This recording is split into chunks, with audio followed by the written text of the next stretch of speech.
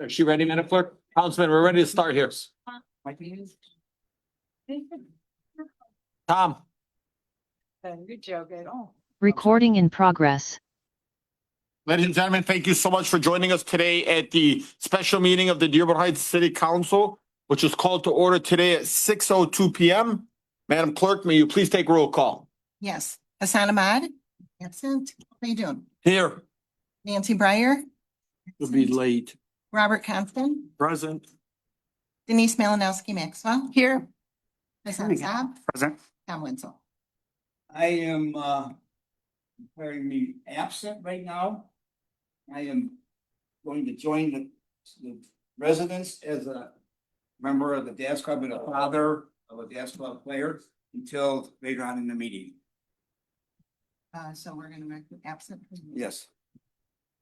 Mr. Chair, you do have a quorum. Thank you so much, Madam Clerk.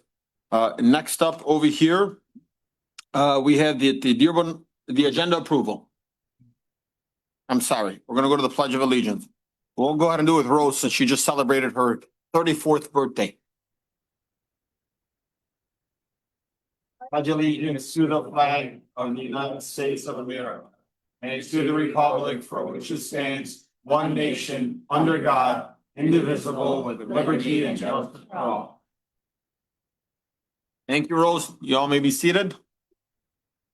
Next up, we have agenda approval. Council Chair, Need a pen. Councilman Saab. move that Dearborn Heights City Council approve the agenda, the amended agenda for the special meeting of July 29th, 2025 as submitted. Support. Motion made by Councilman Saab, seconded by Councilman Constant. Any discussion? Hearing none. All in favor, please state aye. Aye. Aye. Those opposed? The ayes have it, motion carries. Next up is public hearing and public comments. Now, before we start this, I have a couple of things that I would just want to put a few house rules out here. If anybody is at the mic, please speak at the mic. The traditional time is 2 minutes. I'm going to go to 4 minutes because I know that this is a very sensitive topic. But I also want you to keep in mind if there could be a spokesperson here from the D7 Dads Club that wants to speak. And if you guys want to recommend maybe 3 or 4 to speak on behalf, I will allow you guys to speak during the discussion with unlimited time. Because I believe here that a lot of parents are extremely, angry and scared and people want answers. And rightfully so, you guys deserve that. So I don't want to limit anybody and how long they can speak. What I also don't want to do is have to hear 10, 15 people get up and all say the same thing. Rightfully so, I'm going to give you guys an additional 2 minutes without any additional request to be able to speak. I don't know if Sarah, if you want to be one of the spokespersons that can speak during the agenda item. Well, yeah, that's what I mean. But what I'm asking is, do you want to be the spokesperson and maybe one other person with you? Okay. And then that way the public comments can be anybody in the room too that wants to speak regarding, and I'm going to give everybody an additional 2 minutes. So that way you guys can get your message across. I do ask that please put your phones on either silent or turn them off. If somebody's speaking, we're not here to be screaming and fighting back and forth. This is not going to turn into everybody jumping and screaming. I think people want answers, rightfully so. They deserve those answers. We'll go through the process. When we open up the discussion, we're going to have our city clerk, who's a record keeper, to go through the process of what it looks like. And so that those at home and here in the audience can go through the process. And so that first process is going to start off with our clerk. She's going to open it up. She even has, I believe she also has information that she can share. And if she's privileged to share, she can go ahead and share those information. So now I'm going to open this up to 4 minutes for anybody that wants to get up and speak on any agenda item, or they can talk about anything they'd like. Please state your name, the city you reside in, and the street that you live on. Sir, are you speaking as a special legal counsel or as a resident? As a resident. Okay, Gary Mayotki, Plainfield Street, Dearborn Heights, Michigan. thank you. My comments are about agenda item 9A. As a parent of a child who played Dearborn Heights soccer for 11 years, I sympathize with the parents of the children affected by this improper release of sensitive information. Frankly, it could have been my wife and I who would be attending if this type of thing happened years ago when it came to the Dearborn Heights Soccer Club. But my comments are about why this happened to ensure that something like this does not happen again. As far as I can recall, this has not happened in the past, although this type of sensitive information has been routinely provided to the city, and the city has approved similar payments for many years. As a former department head serving in Mayor Canfield's administration, Mayor Pletko's administration, and even Mayor Bazzi's administration, it was always understood that we as department heads were responsible for the content of items we submitted for city council agendas. Not only was this required of us for invoices per the last sentence of City Charter Section 8.9, it was required of us because we had A, complete familiarity with the items we submitted, and B, the knowledge and expertise to know if information was confidential under the law or otherwise should be withheld or redacted due to its sensitivity. The other check on the possible improper release of sensitive information was the mayor's office. Either the mayor or the mayor's assistant, which is now referred to as chief of staff, would also review each item submitted by department heads. If there were any questions about including or mentioning something as part of the item, then either the mayor or the mayor's assistant, chief of staff, would contact us. If they felt it was best, we would modify the content of what we submitted and resubmit it. This process has been followed for many years, and it has worked even as recently as last year with the information submitted by the D7 Dads Club.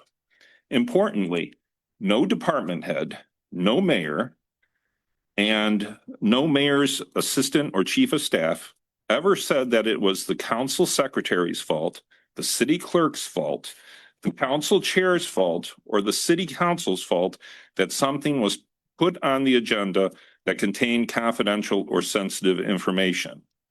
We as department heads knew, and the mayors as the CEOs of the city knew, that it was our responsibility and no one else's to review and to vet information before it was ever submitted for the city council agendas. So in this situation, the breakdown in this process occurred when, one, the Parks and Recreation Director improperly submitted the sensitive information to the mayor's office, and two, the mayor or his chief of staff failed to catch this mistake. Another factor that must be examined is what role, if any, a lack of knowledge of city procedures and protocols played in this situation. A few months ago, I spoke during public comment, noted that there has been a 300% turnover rate in the mayor's political appointees, and said that this turnover rate would harm the city and its residents due to lack of institutional memory and administrative chaos. Now this unfortunate situation has occurred, and two of the positions involved in the situation have been affected by this 300% turnover rate. Specifically, the current Parks and Recreation Director is the third such director since this mayor took office 4 years ago, and has only been the director for about 6 months. Meanwhile, the comptroller's position is vacant, with this administration having 9 comptrollers, I believe. Frankly, I've lost count since this mayor took office. The deputy comptroller is trying to cover for the lack of a comptroller, and there is little reason to believe that any new person would want to fill this role until the mayor Thank you, sir. presumably. Your time is up. I appreciate you. Okay.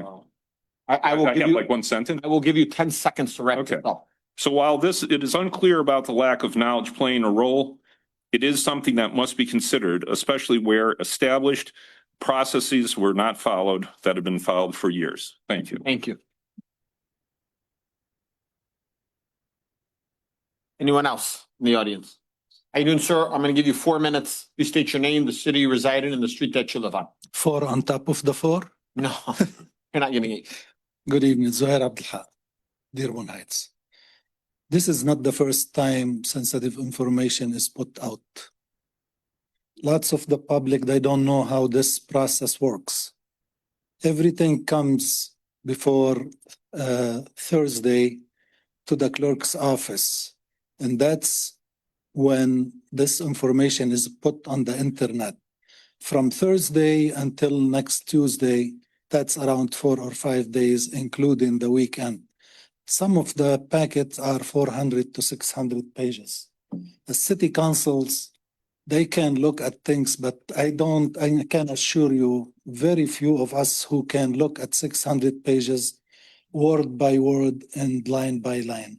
Lots of times the administration put things and maybe the city council doesn't catch it. It is the duty of the person who put that information out to look at it to make sure it is not forbidden under the law to be given out. This is not the first time this happened. We believe before account numbers and ABA numbers were put out, which means some crook can go and take money from the city accounts without even asking any word or anybody knows.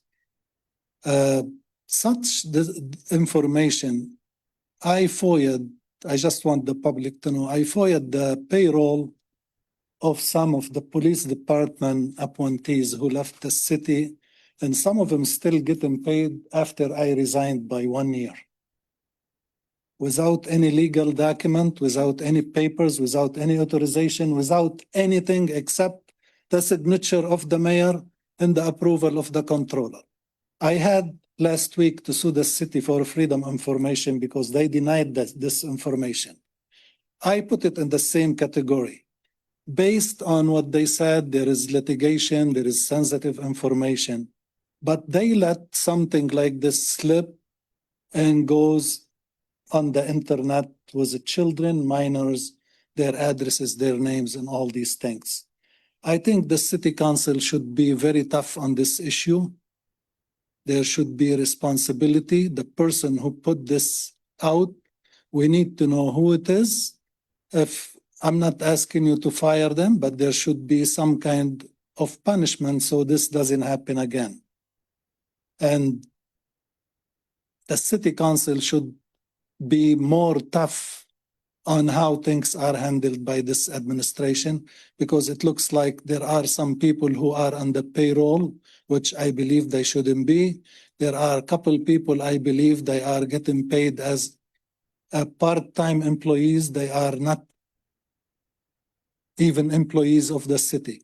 So please make sure this doesn't happen again, because our children, our people deserve to be protected. And I don't want to make a big fuss about this issue. Things can happen, but you have to make sure that it doesn't happen again. Thank you. Thank you, sir. I do want to be clear. I think we've been tough. I think that's why everybody's kind of like, what's the disconnect between the city and the administration, the city council and the administration? Anyone else in the audience? You have 4 minutes. Please state your name, the city you reside in, and the street that you live on. Lori Moline, Berwyn Street, Dearborn Heights, Michigan. I am not a lifelong resident of Dearborn Heights, but my husband is. He lived on Lincoln Street until he left for his job and his college. He participated when Pete Stephen was organizing, running, and it was fabulous. It was just great. So our boys got into it too. They participated. We did hockey. We coached. We were there every game, every day. And my kids were 4, 5, 6, up to probably 17. And it was a wonderful thing for these kids. It was fabulous. Wasn't a good job as a parent coach, very unappreciated. I could tell you stories, but I have 3 minutes left. The thing that needs to be understood here, and I did watch the video from the mayor on Saturday. He got interrupted once, but he did go through the order. And at no time did I hear him blame the council. He gave the order of how the agenda is taken through every step. There was no blame on council that I heard. But there was a bit of hostility in the air, you could tell. There needs to be an understanding that, yes, it is an election year. Yes, things are not amicable between the mayor and city council. It's obvious to those of us that watch these meetings from the beginning of time, from this administration. So the mayor was given an opportunity to say he would work with council. He did not. He was on that video and he had an opportunity. And if anyone knows the mayor and his military background, I'm sorry, this doesn't fly with me. It just doesn't fly. I mean, if you're a stand-up guy and you're standing up for your service and everything else, you will not back down. You will hold that. That is you. That represents you. So if you're going to say, I am a Marine, I am whatever, then you're going to present that. And to not extend that when he had an opportunity is an epic fail to me. And the blaming of the council when he clearly stated the order and the council was not to blame. Okay, that needs to be clear. I heard it on Saturday. I hope everybody heard that, but he dropped the ball when he had that opportunity to say, I'm going to work with council, even though you're not really involved. Your hands never touched an 880-page agenda packet. And that's what it was, really close to 880, and saw anything. But here we are. Okay. You guys need to be commended for giving these parents the time and voice their concerns in a very businesslike way, an amicable way, and respectful way, just as you guys present yourselves every time at a meeting. And I appreciate that.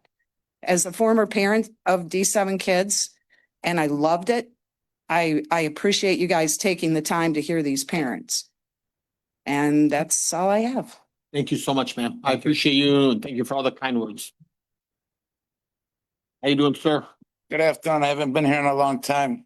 Please state your name. the Hassan, city you you reside live in in, Dearborn. street that you live on. Activists. Okay, continue. Kind of disturbing. We got a gentleman over there. What's his name? Oh my God, is that CNN? No. Oh, it's Bill Bezzi. Oh, Bill Bezzi's absent. Yeah. You know what's bothering me? Mayor dead on arrival. How long hasn't been here? First of all. So why did the mayor or Mariana or whoever it is put the names of those children out? That's what I want to know. You know how disturbing this is? I sat there and I forgot about this, and then I remembered when I triggered about the kids. Understand something. This is what's happening today. Mayor is absent. He's been absent. I came here 5 months ago. He was absent, still absent. Like, if you want to come show your face and say you're the one that did it. He's the one that's attacking. He's the one that wants somebody to lose the race. I'm not going to mention names, but we know what's going on here. For something to go on an agenda like this, that's very disrespectful. And I tell everybody, this is uncalled for. You got a mayor missing, no answers. Like, what do people? What these people? What do they come for? To see the mayor to answer questions. This guy's been out of the reach for a long time. Nobody can get rid. I'm not understanding what's going on. He should resign, and that's it. And let me add, the other day, I served the clerk with a Freedom of Information lawsuit. She got it. There's Zohair Abdelhaq is suing the city of Dearborn for not releasing the information regarding the chief of police. Mr. Hart is still getting paid, and Vanderplow is still getting paid. There's somebody still getting paid, and nobody wants to give the information out. Now it's in court. And who's going to be suffering? The people here, because Roger is a conflict, because he used to be a city council member. He's got to recuse himself now. People understand. That you guys are paying somebody that's not working here. I'm not understanding that. Why don't you give the information? When somebody hides the information, that tells me right there, something's going on, something shady is going on. I will pause your time real quick. I just want you to know that we actually submitted documentation to the Department of Treasury. The Michigan State Police has been notified, and we're going to allow the higher authorities to do their decision on that. That's way over our pay grade. We've told them to stop, and we're going to continue to do it. Nothing we can do. We're going to allow the authorities to do their job. But why is the old chief getting paid? I don't know. Email. A city that doesn't know what's going on. A mayor that hasn't been here for 5-6 months, paying everybody 9 months. Nothing from the audience, please. That guy hasn't been here in 9 months. Money's getting left and right to residents, like people, the water bills, that. This is disgusting. I never seen something like this. The guy's missing an answer, doesn't want to answer nobody. Like, this is uncalled for. The guy has to file a lawsuit. Like, this is disgusting. Like, guys, what's going on? You're a city council. You can't even figure what's going on. You can't even get your hands on it. Why? The city council, can you get the information for us? That's what I want to know. No. Wow. City council cannot get information from a city? Wow, this is disgusting. If the clerk has it, we can get it. If it's outside of the clerk's department, we won't be able to get it. How is that? If you are a person in the city, you're allowed to go to any department to get it without a freedom of information. Am I correct? Correct. What's going on here? Please, up here. Yeah, no, it's frustrating, bro. It's very frustrating. What's going on? Just tell us. If the residents don't know what's going on, I know what's going on. I get the whole inside, people calling me on Facebook, calling me on my phone, telling me, hey, 1, 2, 3 is going on. I put the pieces together. I'm right here to talk to you about it. So can you please try to get the information, or you can't? We've asked. I've asked. I think Mr. Saab can get the information if you needed to. So your time is up now. Thank you so much. Have a good day. Anyone else in the audience? Anyone else in the audience before I move over to Zoom? Council Chair? Go ahead. Speaking as a councilman Yes. and regarding to public comments. Or are you talking about the agenda? Because you could talk during the agenda. Well, I'll just wait until the agenda. Okay, then we're gonna move it over to Zoom if I have no one else in the audience. I'll move it over to Zoom. Let's go with Chris Lapointe. We're gonna give you 4 minutes. Hey, can you hear me? Yeah, All right. Chris Lapointe, Merrick Street, Dearborn Heights. thank you. For those unaware, I've been involved as a political activist in the city since 2021. That's a special interest. The first thing, I heard the mayor say he wasn't going to be there today because, quote, it's going to be an attack on my administration, unquote. It's disappointing to hear that the mayor would turn our kids' privacy into just another political chess piece and to set this meeting up for failure before it even began. So instead of a coherent picture and plan going forward, we're likely going to have more he said, she said that solves nothing at the end of this meeting. I call on every single city official to put aside any and all personal feelings and come together to do everything in their power to better protect our children and our data. Moreover, your request for the mayor's presence here at this meeting satisfies Charter 6.10, so I'd investigate why the mayor thinks he can continue to violate the laws of our city. Now, I've got a few simple questions that can be answered afterwards. The first one, Mo, the mayor claimed that you had from 12:01 Tuesday until Thursday afternoon to look at the full agenda and remove anything. Can you tell us how much of the agenda you received on Tuesday, and if the claim section, where this information was leaked, was part of what you had access to? Also, can you tell us when the mayor was first made aware of the leak? I heard it was Friday around noon, about 1 hour after it was reported, but I wanted to have a clear answer from the city on record. Also, does the city have a written process on what to do when there's a breach of data? I'm trained on HIPAA rules each year. Do we have something similar for our employees? Now, we all know there's been high turnover at director and comptroller positions. Mr. Miyake referenced that. But I'm also wondering if we've had any other changes or interim positions or anything else, at chiefs of staff, clerk, secretary, anyone else involved with the agenda recently that could have impacted this area.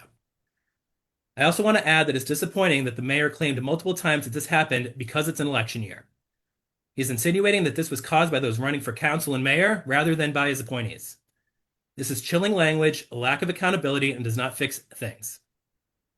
Based on this accusation, it feels like any investigation he's involved with will be deeply biased and untrustworthy, as well as a conflict of interest. Therefore, I'm asking for 4 things to come out of this meeting. Number 1, I want the city to follow Michigan's Identity Theft Protection Act. That law requires a notice to the affected parties without unreasonable delay. Second, I want the city to issue a profuse apology to the Dads Club without attacking others. They deserve a true apology, and the city needs to do everything possible to make sure that enrollment in leagues does not drop due to this. Third, I want council to hold a study session next Tuesday to develop a new ordinance to specifically lay out the processes and procedures of the agenda creation process with a focus on identifying and redacting personal information from the public. And I want you to use Charter 7.3B to declare this an emergency action and vote to pass the ordinance at the next regular meeting or at a special meeting following. Council, the fourth one, Council, I want to begin a formal investigation into the breach. This will make the investigation process much more open and transparent by taking place in the public instead of behind closed doors, and will prevent any conflicts of interest by any city officials. Thank you. Like that. Thank you. Next up, we got Rachel. You have 4 minutes. Please state your name, the city you reside in, and the street that you live on.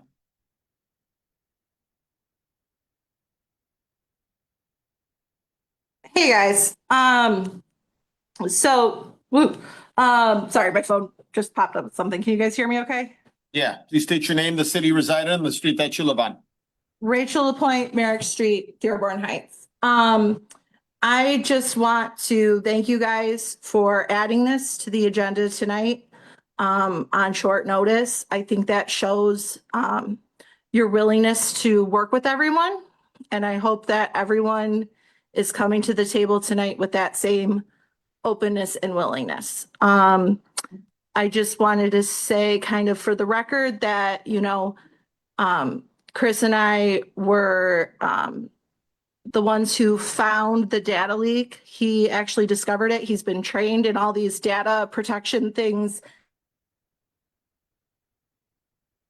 And HIPAA, because that's what he does. And because he knows those best practices, we immediately informed the clerk's office so that it could be removed as quickly as possible and not seen, hopefully by anybody besides us and maybe the clerk's office and the other employees, that because it was done in such a fast amount of time, the least amount of people were able to see it and the least amount of harm would be able to be caused. So I hope everybody just understands that we're trying to do our best to follow those best practices and notify the people in charge. And maybe we were too trusting in this administration to fully do the process the best way in the timeliest manner.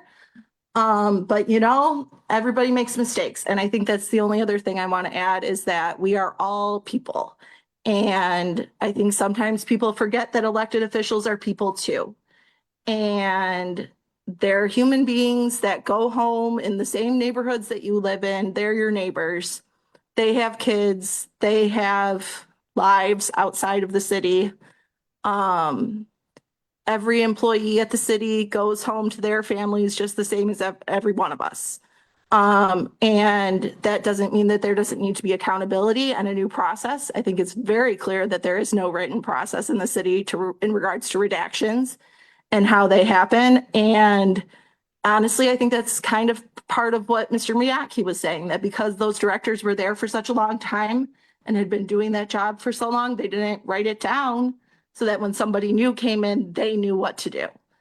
So we need to make sure that those policies get written down and that we have a strong path moving forward based on security best practices. And I trust that you guys will make sure that that gets done and that our community, I know that the D7 Dads Club will not rest until this is done. And I've got their backs every step of the way and I will be here for them no matter what. So I hope they can understand that because I'm just a person too. So have a good night, guys. Thanks. Thank you, Rachel. Thank you. Anyone else before I close up public comments? Okay. Thank you, ma'am. Please state your name, the city you reside in, and the street that you live on. Margaret King, Mayfair Street, Dearborn Heights, Michigan. It hits home to me because I played D7 sports all the way through, and my son has as well up until COVID hit. But I trust you guys, and I know that you guys will get to the bottom of this. And it's very disappointing for me to stand here and see that seat empty. It's not right. These people are owed, and so is the rest of the residents. Thank you. Thank you, guys. Seeing none, we're gonna move it over to the next line item. Next up, we have a 9A Council Chair Baydun's D7 Dads Club discussion. There is really no recommended motion here. So can I just get a second? Second. Motion made by Councilman Baydun, seconded by Councilman Saab. Any discussions? Yes. Go ahead. Good evening, everyone. Council Chair. Yes. Can we motion to? Motion to open up discussion Discussion strictly for- with, three representatives from the D7 Dads Club, to have the open floor, along this body and the clerks. Thank you. Can I get a second? Second. Motion made by Councilman Baydun, seconded by Councilman Saab. Thank you. Thank you. All in favor, well, no, open up for discussion. I don't know why. I'm sorry. My head's not working, man. Before we start, Councilman, I do want to give the opportunity for the clerk to open up the floor. And what's going to happen here, guys, is everybody here wants an answer. The truth is this. She is the records keeper of the city, of the entire city. And the clerk can go through, and if there's anybody that's got the institutional knowledge, and if there's anybody that's not here to play politics, it's going to be our clerk, because she is somebody that truly deeply cares about not just students because she was a former trustee, but she is also the heart and soul to our community. And I know that you're going to speak the truth here, and the residents deserve that, and you guys deserve that. And so this is the moment where you guys will be able to hear the process of what happens when any documentation comes before the city. Also, what had happened once this documentation was submitted to the city, how it was removed, what type of conversations happened. And clerk, I want you to be brutally honest with everybody. And Do you want me here or here? you can stand I'd there. I'd like to see them, okay? I'd like to see Okay. you guys Just speak into the mic. into the mic. Okay, my name is Lynn Senya. I'm your city clerk. I have been an employee of the city for over 18 years. I've lived in the community for 40 and grew up in Taylor, so I'm not too far. We have a solid staff of 4 employees and myself included. Georgianne's been with the city since 2017, is the current council secretary. I was the council secretary, and in between us was Dana Flamont, and she's now the deputy clerk. And then we have Sally, who we've all been here for quite some time. Yeah. So what I'd like to do right now is just tell you what happens when it gets to, or before, the whole process of the submission to, I'm going to just tell you, okay? So yeah, we run through Civic Clerk, which is a program that everything is uploaded to.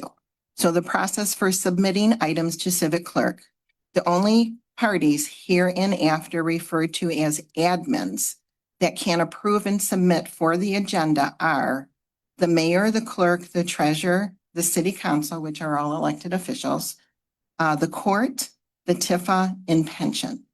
All other departments' admissions or submissions under the mayor's leadership are subject to his approval. Each individual admin has their own internal approval process before they are submitted through Civic Clerk. So he would have to, this was a response to an email that the mayor said, so.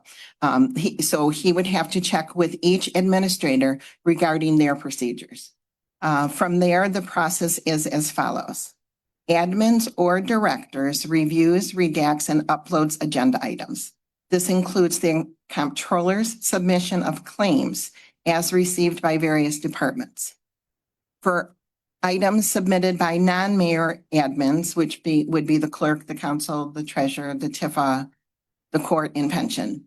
The admin has the authority to approve/review their own items, which includes the redaction of confidential information before submission.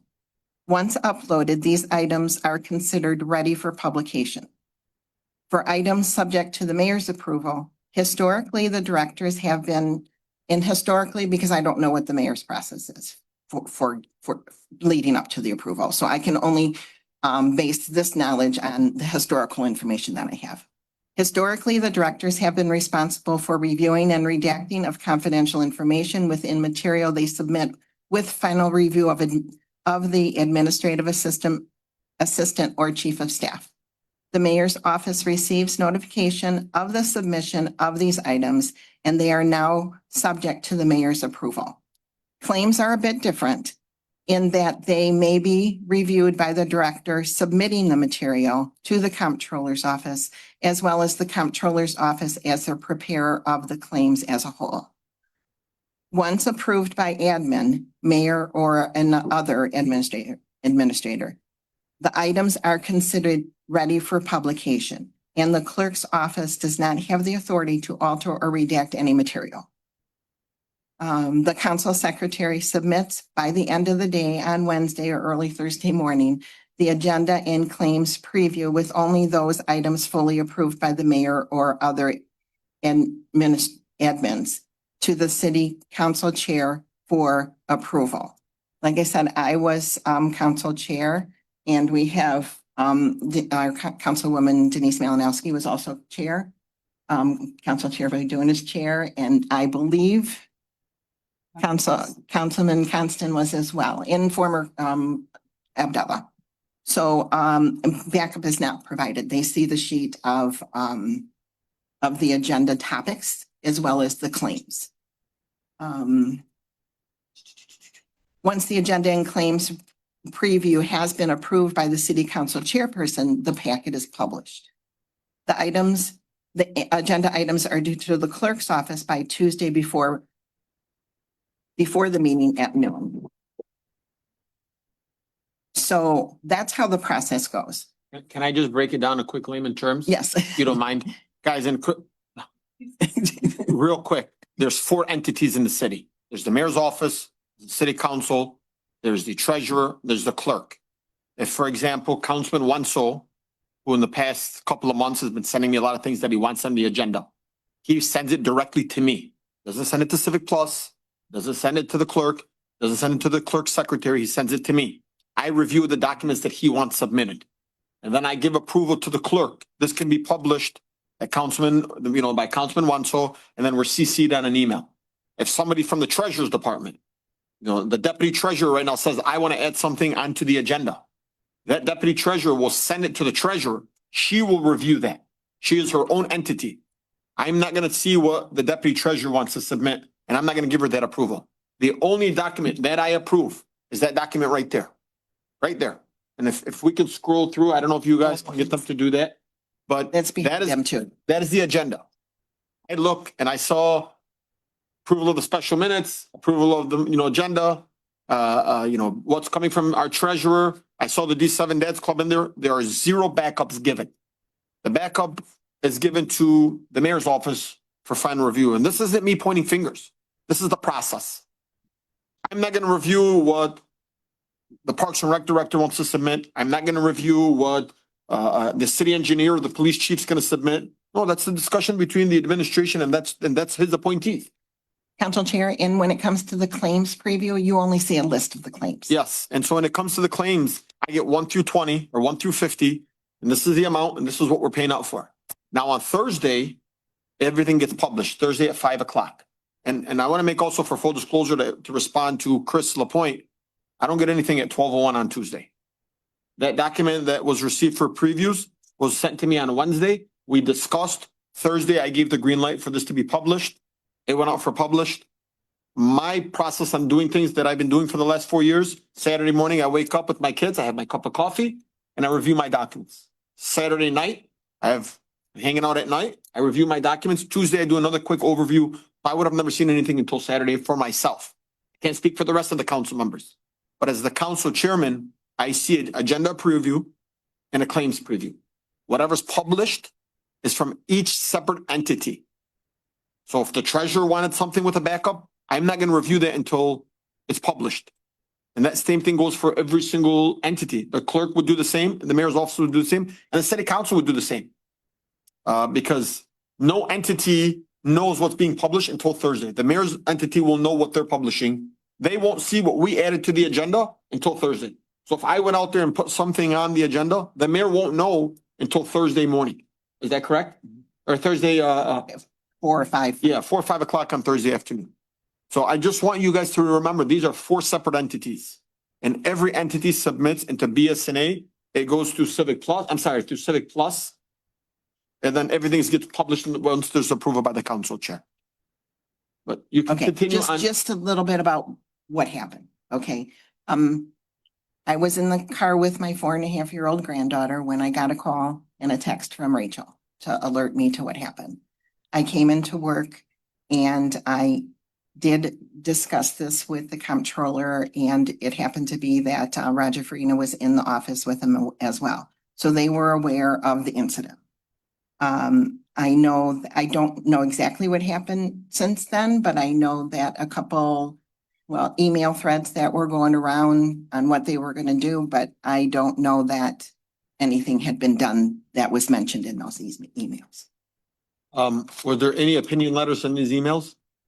There was attorney recommendations, there were director's recommendations. And that was the Friday that it was taken down. Thursday, it was taken That down Friday. was, I don't think it wasn't that Friday. It was not that Friday. It might have been Monday. I don't know exactly the date.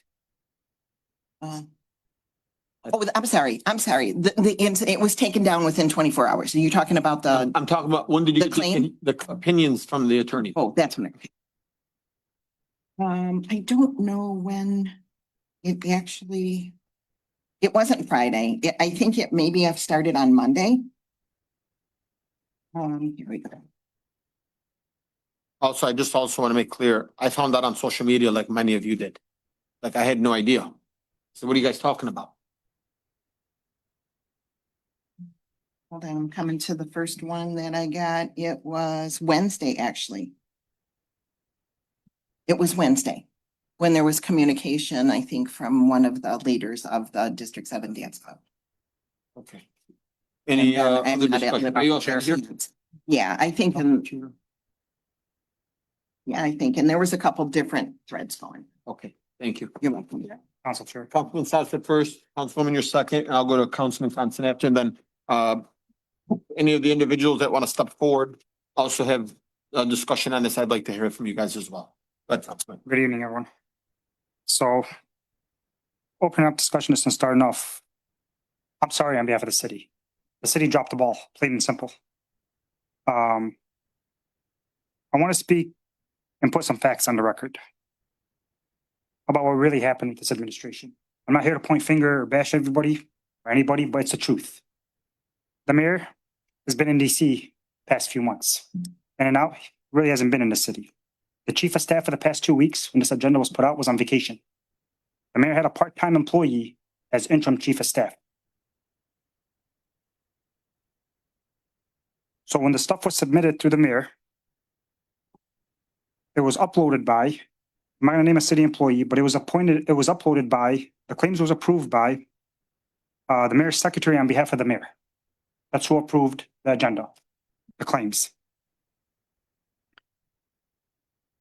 So for us to sit there, have meetings at the parks and not give a real answer is not the right direction to go. The city dropped the ball. We owe the parents an honest investigation and honest results of this investigation of who dropped the ball and who did what, not to point fingers that someone did this or somebody failed to do that. We have an IT department, and I've reached out to the IT department. I have yet to get a response back. This investigation should be done by an external entity, not within the city, because apparently nothing would happen within the city. I'm being very blunt. I'm not speaking as an elected official. I'm speaking as a resident. Tell you that. Kids are a red line. That's a red line that should never have been crossed. And it should never be crossed again. And the city's got to put procedures in places to protect these kids too in the future. People's identities are out there. You got people that are living in the area that other people shouldn't know where they're living. There's issues out there that, we can't discuss. This email going around with opinions and all that, I've never seen it. I haven't seen anything. No recommendations have been made to council. The problem is this. When the agenda is posted out, I don't look at my agenda until Saturday, because if I can't commit 8 hours to it, I will not open it up. I did not see any names. I, just like anybody else, found about it on social media. And really what I was expecting from the mayor is an email of what happened, or the breakdown, where there's a fallout in this. We never received nothing. The residents here probably know more than we do. But the one thing I don't want to talk about is the kids. because these are minors. We're not gonna name names, we're not gonna name what they do. We're here, I want an explanation from the administration, from the police department of what happened, who's responsible, and whoever is responsible honestly needs to be held accountable, even if that means terminating the person. Because this has never happened before. This has never happened before. I mean, you submit a package and you don't look at it as administrator, as a director, the mayor's office, nobody looks at them. I mean, I go through my package. I go through my package page by page. And Lynn could tell you, the administration could tell you, nobody shoots out more emails than I do. And honestly, the city dropped the ball here. And if the city's not gonna take blame for it, I'll take the blame for it. I represent the city. And we gotta do better and we gotta do right. And I asked the administration, and I know the mayor hasn't been here, and sorry, it hasn't been 5 or 9 months, it's been 10 months. The mayor's attorney to, and the chief, honestly, submit this to an external department, external entity to investigate this. Because the ball was dropped somewhere, even if it's human error. There's a lot of information out there that should not be out there. I don't know who downloaded it, what anybody's doing with those downloads. There's the dark web out there. I mean, these are things we gotta take into consideration. And I accept, we expect answers. I do at least. And there's nobody here from the administration that's gonna speak up, because the last thing we heard is that the mayor won't show up because we're gonna attack him. This is not an attack on the mayor administration. The city dropped the ball, plain and simple. But it was dropped at the administrative level because everything is turned in by the administration. And again, I'm sorry on behalf of the city. Thank you. Thank you. Councilwoman? Yeah, I guess I'm just kind of confused on how the leak of the names of the children happened. Then I have a question. When you submit, actually, it should have been pulled out by the mayor's office, but I guess accidents happen. When you submit the agenda for approval, are you including all the backup that could be read? Because I know you and I went over the agenda. Your microphone is off. No, no. I'm not concentrating. Because I remember us pulling things off and discussing it, because there were some things I felt shouldn't be on there. Remember we did? I've done that. Yeah, we do that as well. Yeah, I'm gonna make a suggestion is maybe you should present the entire packet so they can read everything. Because if nobody else caught it, we're the end, and then we gotta, we're looking bad in the end because we didn't even have a chance to look at it and see, it's there to look at, I guess. Because, well, you gotta look at it eventually anyways for the meeting, so a few days earlier doesn't hurt if it helps the public by avoiding something like this. It might be procedure, whether they choose, if they choose to read it or not, but at least it'd be there. If you could. But I think the responsibility, something funny. I mean, that's a great idea, but the responsibility really goes with those that they need to thoroughly look over what they're submitting. Right, but And then the there's thing 2 is. and 3. No, it's not a bad idea, when No, I'm no. saying that. No, I said the bad thing is it makes the council chair look bad when they didn't even have the opportunity to see it and pull it out as the last resort, and they're the final approval of the agenda. So it makes them being the end of everything look like the bad person when actually they're not, but it might be better to clean it up before it gets to the printing. And by the way, I just want you to know, she used the same procedures that you used, Councilman Constant used, that Councilman Councilman Abdullah used. yeah. You guys, none of you guys got backup. Right, Yeah. so that's why I'm saying maybe it's time for change. Maybe it So is, this yeah. doesn't That's happen a again. good policy. We can save Yeah. this from ever happening again in our city. 100%. And I can't remember, it was probably Crystal Point. We need to have procedures. Because I remember you and I pulling things off more than once. Yeah, you So- would look at it and you would, Ask for and, the and backup. I'm not saying that Yeah, I would ask for the council backup. chair, maybe And- when did this, has done the same But thing. I want you to know, in the situation for the D7's Dads Club, I would have never said, I want to remove this. Let me see the backup. And I never had intention to not support it. No, I understand that. So, I like, would yeah. never expected that to be there. That's a total surprise. It's never been there in the past and it will The never be D7 there. in Dads the Club future. thing? Huh? The backup for the D7? It wasn't there, right? No, I was never given a backup, but we've seen things where we had to reimburse like the Panthers or the Raiders or the D7. And it's typically It's- just a sheet of paper, Yeah. just a request. Technically, in the past, they've never included anything like that. So you Never. never see it coming. You can see an amount. You just see an amount. Yeah, And that's what you would expect. yeah. I mean, because probably since the city's formation, that's all it's always been. It's just that request. Right. There's so many students, athletes times the dollar amount, and that's what they're I think being we- reimbursed. One thing we can all agree on is this was a big mistake and it will never happen again. We're gonna put something in place that it will prevent this from ever happening again. Not with just this, but anything, any special. Anything else? No, that's it. Thank you. Councilman Constant. Thank you, Council Chair. And As a I'd like former to hear- D7 parent and D7 coach, I think D7 in the city are entitled to a explanation of what happened. I think the city needs a data privacy policy going forward, so this doesn't happen again. You mentioned Civic Plus. Civic Plus specifically has a provision protecting the privacy of children 14 and under, and they have built into their software some protection. I think that we need to look at our all our documents that we publish, our council meeting agenda, any account numbers, any private information. The city is obligated now to notify everyone that there's been a breach, a data breach, and then Michigan law provides there's certain procedure. And I'm sure you've all seen it. Some companies provide people credit protection for a year or different things. So there's a remedy that the parents are entitled to. I agree. Thank you. I'd like to hear from somebody from the D7 if they want to step up.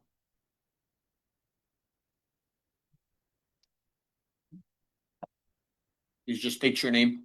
Sarah Short. So us as parents, we have a lot of questions and it seems like some of them have been answered. But first, I would like to ask that the clerk record everything that is going to be said for the minutes, the questions and the answers. And I would like to hand you guys this petition that we wrote with, as of today, there was over 350 signatures in regards to this issue getting resolved and protecting our kids. So we've gone through what the process is to prepare the agenda. First, it goes from Parks and Rec to the Comptroller's Office, to the Council Secretary, and then the Council Chair is the end approval. Is No. that correct? It goes- Oh, I'm sorry, it was the Mayor Secretary and then the Council Chair? Well, no. Somebody lay it out for me so we have the answer. It starts at the parks. Yep, Parks and Rec, It gets submitted to the comptroller, correct. then it gets submitted to the mayor's office for review. Got it. And if he approves it, he'll Then submit it it goes to to. Council Chair for end No, he'll approval? submit it to Civic Plus. And then it gets to the council Got it. secretary. Okay. That was a lot of the questions us parents had. So we went through all that. And our biggest question was who specifically receives the agenda and has every year until now redacted that information? That would be the mayor's office. No? It's not the mayor's office because it's always the same person who we hand it to. Who did you hand it to this year? We handed it to Cheryl Frank at the Parks and Rec, who every year until now has redacted that information. So why did that not happen this year? You want to speak on that? Director? I gotta ask. And by the way, just for full disclosure, just because we want to follow order, go through the council chair and then I'm gonna have, actually, hang on a second. Can you see if he has an extra mic? So that way Sarah can stay there, the parks.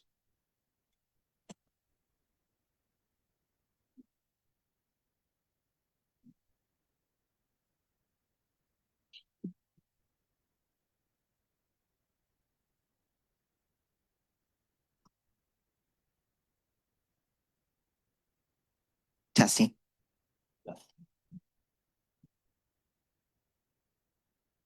I can You can just take the microphone off the actual stand. Oh, it comes out. There you go. Okay. So before we start, Sarah, repeat your question just into the mic, so for the record. So my question is if the Dad's Club personnel hands these forms into Cheryl Frank every year, and she is the one to redact that information, why did that not happen this year? I'm gonna ask for two things. Madam Clerk, can you see if Cheryl Frank is online?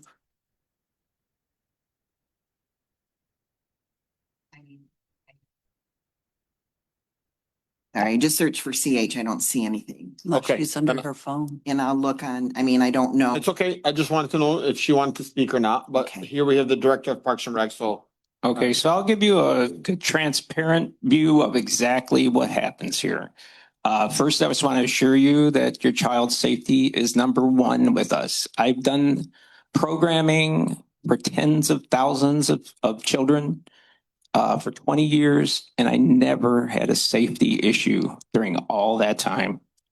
And just to add to it, my son was part of the D7 baseball team, so I know that he's involved in it, and it's part of us.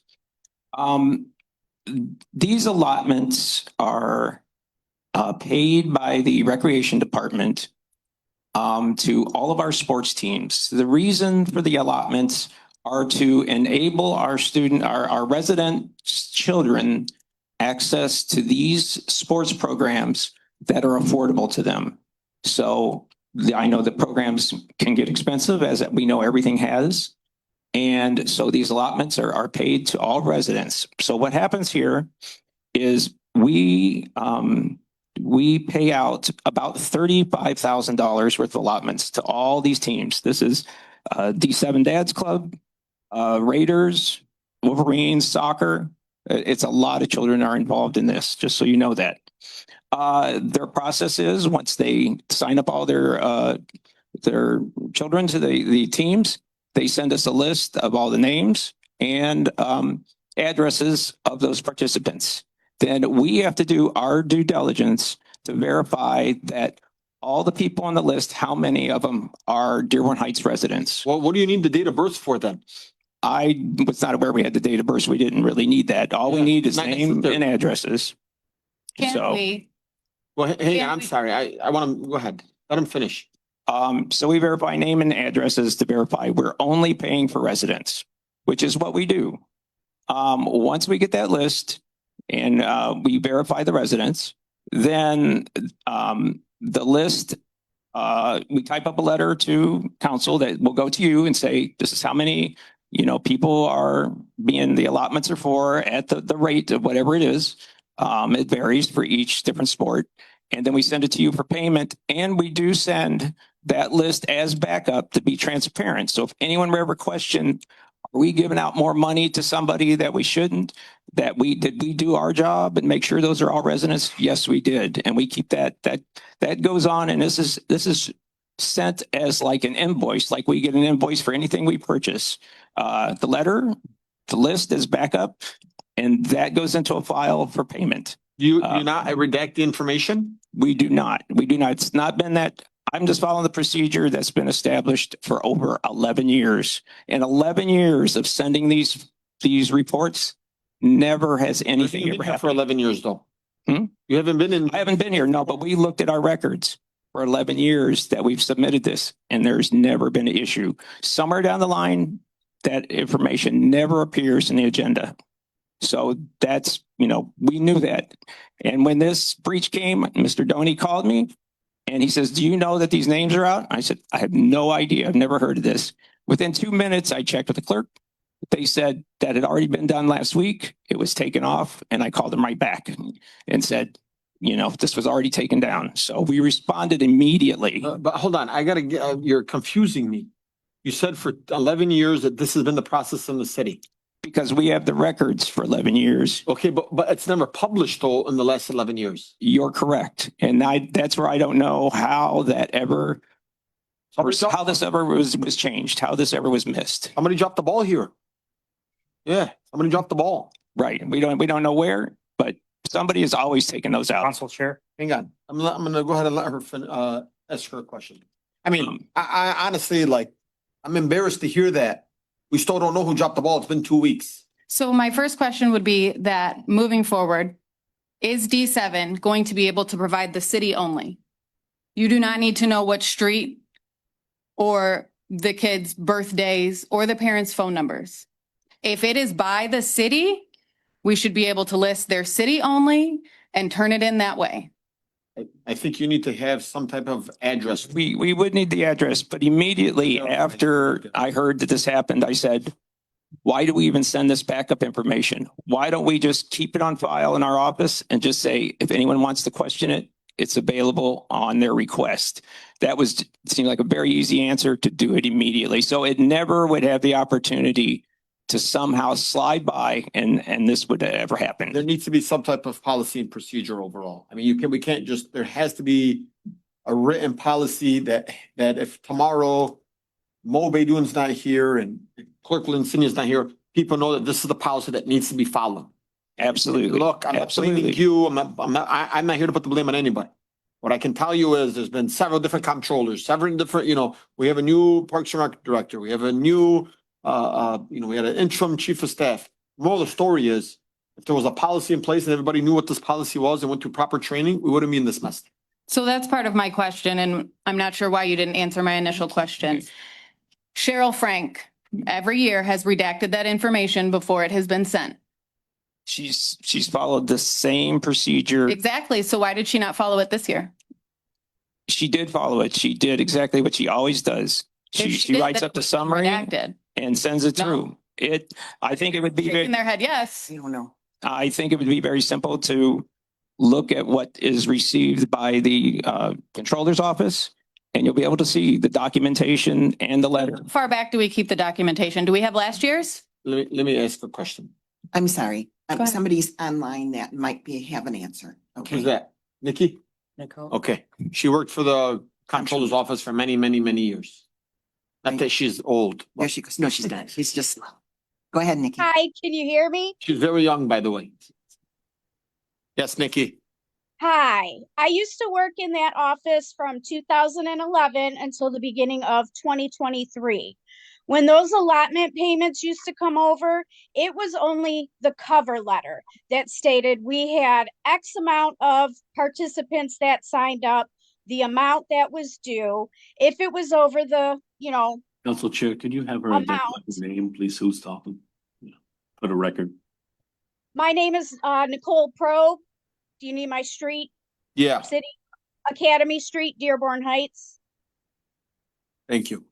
No problem. Nikki, So my it question, was just the cover letter. We never received the backup of the actual names of the participants.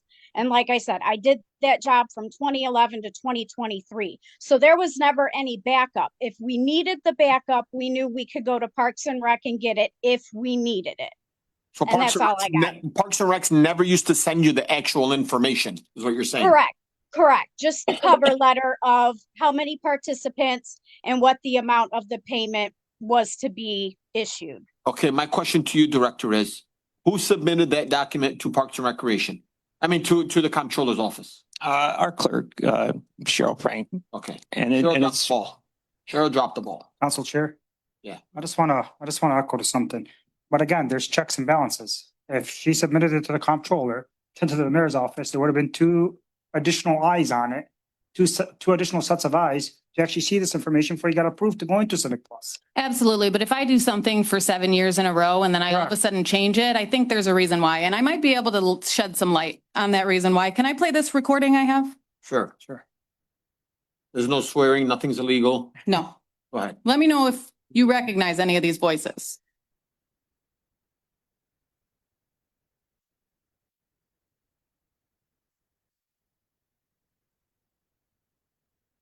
Councilman Wenzel's voice.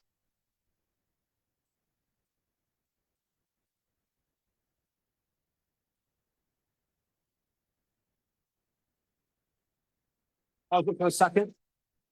Can you put it in his microphone? Do you want me to start it over? Yeah. Question, did they know they were being recorded? Did they know they were being recorded? You gotta be careful on this. I would ask that you follow the advice of not to play any recording if we don't know who. Let's pause it real quick. Let's stop it. You really shouldn't. Hang on one if they second. were not Point of order, guys. One second. We're gonna go to the chair. Point of order, Councilwoman. Hang on. Sorry. Gary, is this allowed to be played or So- no? It's a one-party state and the I'm person asking you- recording it sent this to me. It can't be verified that the person, Was aware. Or the conversation. Mr. Cornelius used to be alluding to the violation, of statute, felony, shouldn't end up being. Thank you. That's Let's right. not do that. And for Why don't you just tell us the what record, happened? I'm not alluding to it, I'm telling you. So as I said, the person that recorded this sent it directly to me. Seeing as it's a one-party state, you are allowed to record in a one-party Okay, state. why don't you just tell us what it says on it? So And who you think it is? essentially, it's not who I think. We pulled the recording from a video. So Tom Wenzel is not a fan of you. Okay, Of who? you. What does that have to do with this whole? Well, here's where it gets kind of sticky. So one of our D7 Dads Club representatives got this text message from Mr. Wenzel. And it states clearly, you have no idea what I've done behind the scenes to help the Dads Club. Take a wild guess who stopped Cheryl from getting the use of the city fields. So now, do I think that it was malicious that someone posted our children's information on a public forum? Absolutely. Do I want something to be done so this never happens again? 100%. So please, council, tell me what can be done. Can you continue to tell me what else it says? That's it. That's the end of the text message.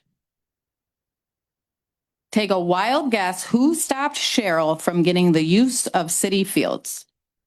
Now, public information shows that Cheryl has ties with APAC. What's that? It's a Allen Park softball and baseball. Sounds like they could use our fields, huh? They could probably make money off of them if. Is there a mic? Is there a mic? Mike, did me and you talk this year? You called me about this ABA or APAC. I think you told me about this and you asked me about this, correct? And if you don't want to talk about it, you don't have to. Okay, then don't worry about it. Yeah, we'll talk later. Okay. I got a phone call. My issue here is it seems like it's bigger, and I understand that these fields could be used for other things. I have a son, he plays travel ball, and he's been playing for Dad's Club since he was about 5 years old. This kid has been in competitive games. He's gotten better, advanced. He's doing great things. His favorite field to be on is at Swapka Park with Coach Joe and the Donies and these people that have made us feel like family. A lot of us families in Dearborn Heights, we're all we got. There's a lot of us that are just out here raising kids by ourselves with a couple of people by our side. These people made this place feel like home. Now, for somebody to want to come in and take these fields to make money, I get it. But money's not everything when it comes to raising kids. Because I'll tell you, as a mom, I'd rather be with my kid than go to work and make money. We don't all have that choice. But this city, what is it about? Is it about raising kids? Is it about the next generation? Or is it about the next dollar that the city's going to get? A couple other questions I do have. I have a quick question before you start, We're getting off topic. if we may. Mhm. Councilman, do you want to respond to that? If that was ever said? I'm a Dad's Club parent. Okay. Continue on. Council Chair, I'm sorry. Ms. Short, if you don't mind, I know you have the recording, but if you can, so I'm trying, I couldn't understand the recording. If you can explain what the recording was, I'd like to know. I'd honestly have to listen to it again. There's If a you could lot send it going to on me, up here. If you can send it to me or Absolutely. email it to us, I'd like to I hear. could do that. Please. Yep. But I mean, I'm just kind of a Council Chair, I'm sorry if I could. I'm gonna hear from Councilman Johnson, Okay. and then it was you. Quick question for Director Zaboznik. Is it possible that with all the changes that was not one of Cheryl's jobs anymore to redact those addresses and so forth? Is that still her duty? I mean, it is a as of right now, yes. And I understand she was following the same procedures she had for years. So that's something we'd have to look into. That's what I understand. She followed the same procedures that she had for every year. I will tell you that I've never heard that the fields are available at SWAPTA. They are exclusively for use at D7's Dad's Club. And anytime anybody wants to use them, I'm always asked Mr. Doney, are they in use? Would you like to allow it? We've had a case where the football team wanted to use them. He said, no, they can't. And no, it was. It is their fields exclusively for their use. And that's just the rule. That's just the way it is. And that's fine because that's for our kids. They're number one. They get first priority to everything in the city. Why would they want to use a bunch of football players use a baseball field? Because That's a they're question. I can explain that. Their practice is at the Annapolis football field on Fridays. And Annapolis has games in the Fridays. This was for September. So they were asking if they could practice on one of the SWAPTA fields. Yeah, on the diamonds? And that's a point that Mr. Doney brought up. You do not want them on the diamonds because they will ruin it. And I think they had some kind of skids or something on the field. He said, do you know they have skids there? I go, I was not aware of it. He says, they'll tear up our fields. And we agreed and we denied it to him. We said, sorry, you can't have it. I mean, look, I love kids' sports, but let's think about this. Even the thought of even telling children that you can practice football and where you can even imagine the injury. Yeah, you dig a rut in them Yeah. on that field. Them kids are running bases. You got a broken ankle. Oh, man. Like that's not even like Practice where the ice rink was. They don't practice on the field. They practice next to OW Best or have practiced. I mean, I don't know. I'm a huge fan of the Panthers, by the way, but I don't think they should be using I don't think anything but baseball should be used on the baseball field. You should nothing on the hockey should be used other than hockey. Nothing on the football field should be used other than football and soccer. Right. Well, that's correct. And obviously we respected D7 and what they said and we carried it out. But that was the request. They asked us. Sure they've ever requested that? Yes, it's the first year I've ever encountered No, it's that. not. My son has been involved in D7 for a very long time, and I have watched football teams practice on those fields. No. And that brings me to a whole nother issue. How can we help upkeep our fields? Council Chair. That's a whole different discussion. Let you finish. I'm gonna go ahead, Councilman Saab. I know That is part of one of my questions. Just a heads up. Okay. Go ahead and brainstorm. Okay. Go ahead. Would you? I just, like, this kind of changes my, perspective of things for a little. No, Councilman Winslow today wants to say as a resident, and I respect that for him, but you're an elected official, you should be sitting here taking questions on behalf of parents. Second thing is that now it kind of makes sense. Crazy. Yeah, and I'm gonna put this on the record. I'm somebody that donates to all organizations across the city. I have reached out to Tom Winslow multiple times. What can we do to help out the D7 Dads Club? I'm gonna donate. Well, we're working on something. I'm working on something. And I'll get back to you and this and that. And in a way, I seem like he was trying to distance me away from the club. And now with this, Tom, please don't interrupt. Just last week, I had a conversation with him. What can I do to help out the D7 Dads Club? Well, his exact words verbatim. They've been ghosting me for the past month. I'll let you know what we could do.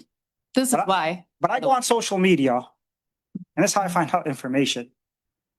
I'm getting bashed by every single person and this is what I'm hearing.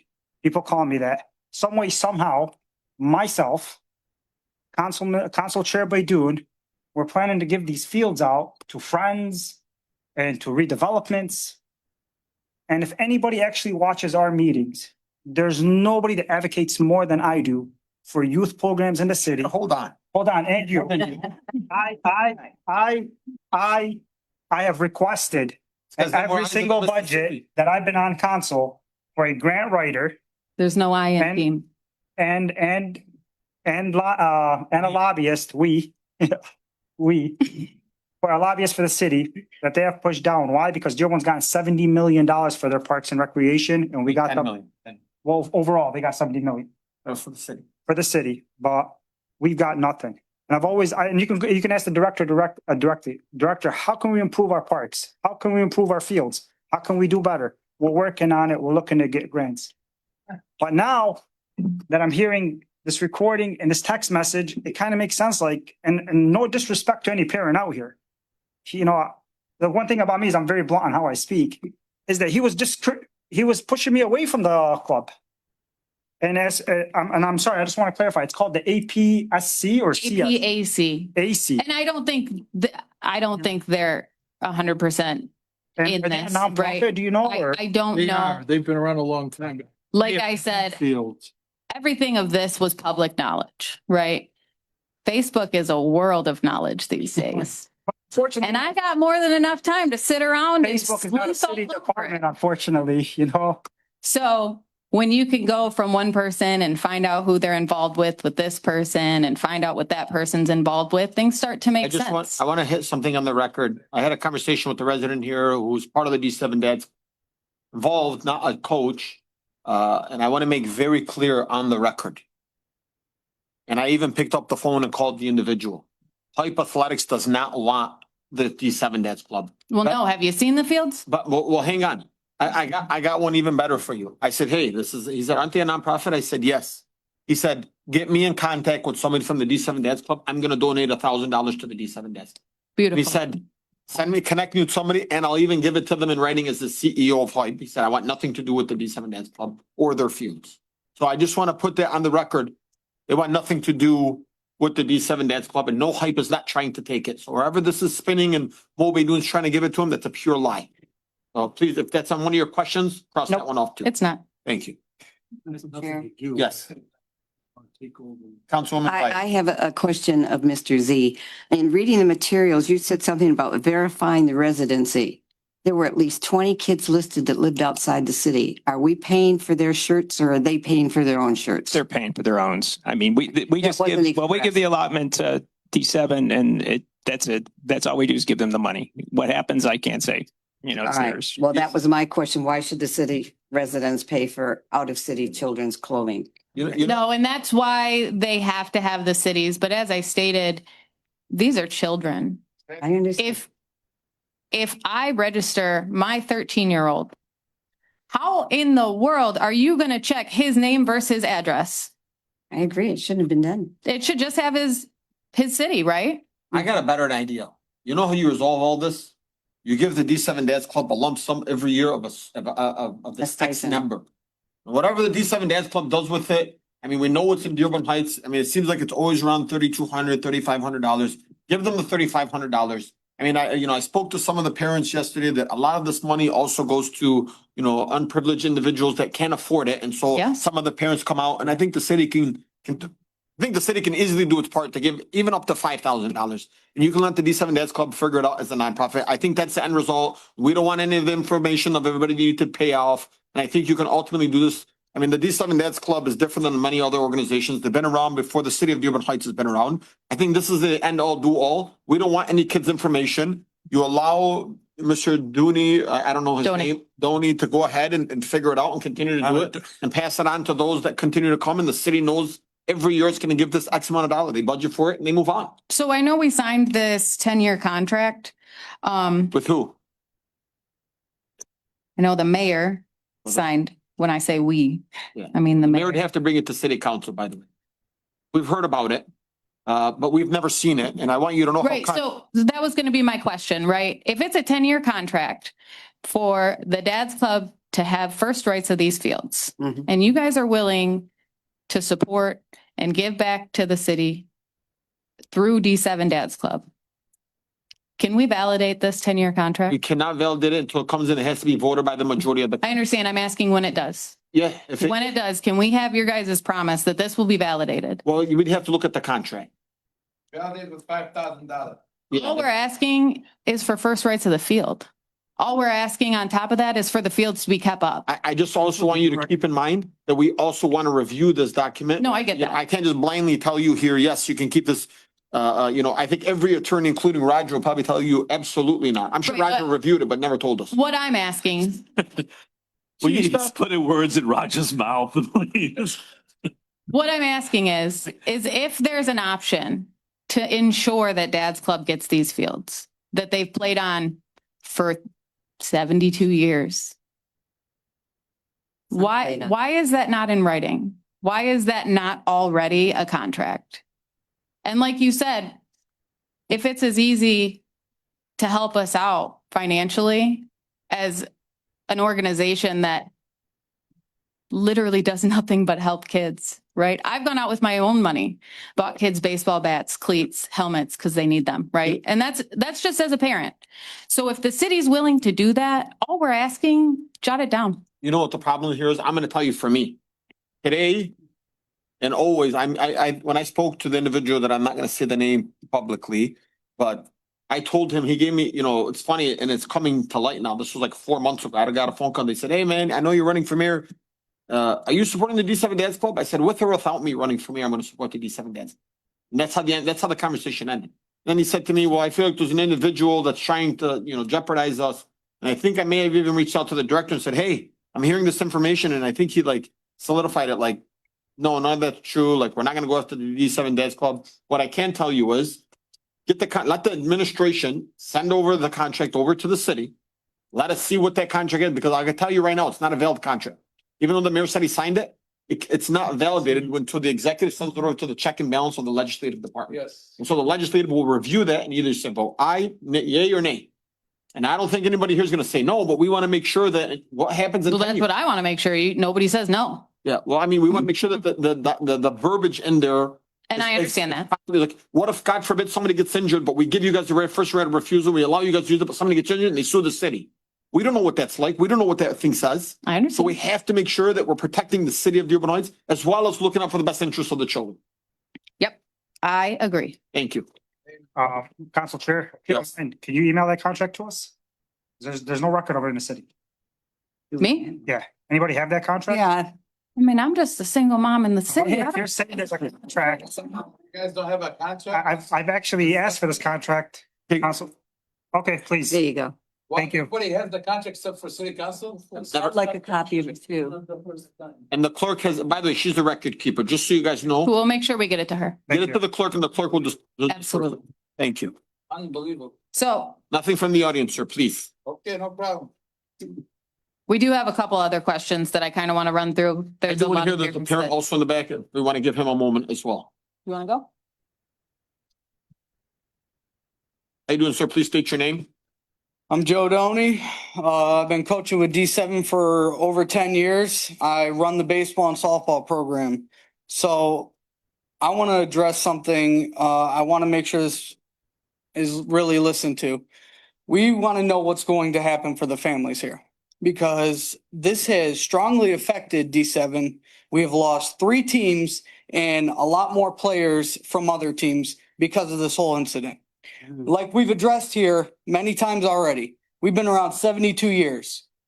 There is no reason we should be in jeopardy of losing teams because of an issue like this. So I want to know, what are we going to do for these families? How are we going to look after these families? Because all I'm hearing right now is a lot of pointing fingers and got to figure things out and stuff. So what are we going to do with that? Joe, that's a great question. I can tell you what I think I can tell you is financially as a fiduciary, I think we don't need to receive you guys' information in the future. I think you guys are privileged to at least a minimum, like a set number, $3,500, $4,000. I think it's easily budgeted for. I think we can even raise it please nothing, sir, from the audience. I can tell you that is our procedure as a legislative body. I want you to know, as the executive body, they have to come up with those procedures. Now, what I can tell you is the right thing to do is reach out to our MMRMA attorney, see what they tell you the right proper policies and procedures are being done. Give that information to this body, because that's the right thing to do. And then they should be able to facilitate it to you. But what I can't come here and tell you is everything that you want to hear, which is, I know is not the answer that you guys want to hear. But there are steps to this. And look, I requested the mayor to be at this meeting, not because we wanted to attack and fight. It's because, guys, at the end of the day, this is children's information. We just want to get to the bottom line. I don't know why the IT director's not here, because I believe he was supposed to do the investigation. I know I got a phone call from our chief. Chief, you there? We got, That's why I didn't come. I got a call from our chief today and he did tell me that him and the IT director were investigating it. I don't know how Yes. far it's gotten. Yeah, he completed 2 interviews today. Can you step up to the mic? Huh? Step up to the mic, I do please. want to talk more about the investigation, Council Chair. I just want to hear, I Yes. mean, I think the parents are rightfully deserve to know what's happening in this investigation. They didn't come here to just Yeah, get, but that's not an answer to our question. Our question was, what's going to be done with the kids now? let's hear where this Well, investigation. I already spoke with the chief, Oh, but I my didn't get- question is, Let them get up. my question is these children's information is out there, Right. right? You have 3-year-olds whose addresses were posted on a public site. What are you going to do to protect those exact kids now? Destroy the information. It's not even the destroying the information. Who downloaded it? Who has it? Who saved it? That's what I want to hear from the chief real quick. So, we're almost done. We have one more interview tomorrow morning. We're gonna meet up with D7 tomorrow. Myself at the police station along with the mayor. And then. The council gonna know about it, About what? this investigation? Yeah, after we talk to D7 and the mayor's, obviously the mayor's gonna have the last say, turn it over to you guys, or you guys can ask me. But, Cheryl and the parks director today were interviewed. We have one more person tomorrow. Council Chair. Okay, I have a question. Was the IT director able to download those IP addresses that downloaded this document? That's gonna be a difficult task, but we're working on it. Possible, right? Yeah. It is possible. Yeah, you can, any documentation No. can tell you this IP address downloaded this. And then at least that way you can trace to see who, maybe there was only 2 people that downloaded it. At least that gives a little bit of sense That of gives a relief yeah. to some of these residents. Yeah. And some of these parents here. Just give me one that's- second. Is IT director on Cooper on here? How is he not here? Council Chair. Go ahead. So honestly, I know this falls again at the administrative, executive office, but my recommendations would be this. Send out a letter to every single parent that was affected on those addresses. And we also give these people credit reporting monitoring for at least the next year. To know if anybody's trying to use anybody's information or You don't have a Some- social security number cover. it doesn't, you really don't need a social security these days to do anything to harm people's, information. Well, exactly. You don't need a social security. Yeah, you do. You can monitor people and I mean, Council it's Chair. the city's job in the state, but I mean, there's a process that's gotta go. Telling them that there's just an investigation, I understand the investigations are going to conclude and finish. But the question is valid. What's the city gonna do? I think first we send out a notice to every single parent of a child that was on that. Sir, please. Please, I got it. Let me, I'll do that. send out a letter to every single parent whose child was affected to start off with. Telling them of the breach. Secondly, provide monitoring information if any individual's information is being used on the web, anything's being opened in individuals' names.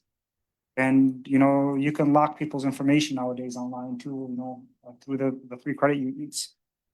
Just steps to take to start off. And then again, I truly believe we should reach out to MMRMA and get their guidance too, just to get a second opinion outside of the cities. And again, I would like any investigation done to be done outside of the city, not internal. So my thing too here is also,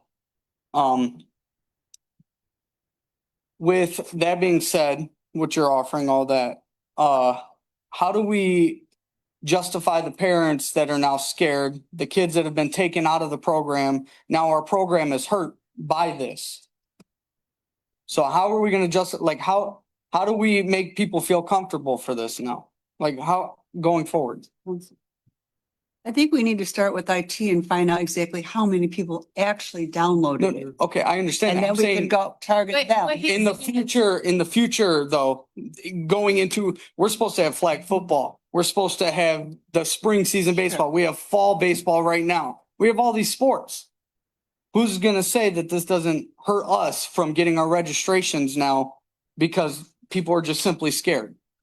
Like I said, I think if we put their mind at ease, we find out only 3 people downloaded it and they're actually parents, that may be different. If you find somebody outside the city, then that's something to be alarmed about. I love. Yeah, Start with it's almost that. like the damage is already done though, right? One The second. parents are already scared. And I don't think I need credit monitoring for my 13-year-old. He does not have established credit. And if he does, we have a bigger problem. Let's go to Councilman Constant, who's also got legislative, experience and, Yeah, I think, number one, we tell the parents, it's not gonna happen again. You've got the director of recreation here, there's gonna be safeguards put in place. We don't need dates of birth or even really addresses on our agenda. We just need to know the allotments. So assure them it won't happen again. As far as what the remedy is, again, if there's a breach of people's social security number, adults, credit monitoring may be appropriate. That's not the appropriate situation here.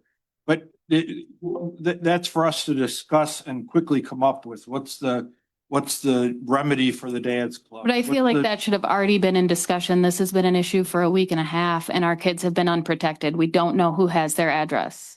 Okay. There's 3-year-olds that can't play in their front yard. By the way, I just want you to know the IT director came in Monday.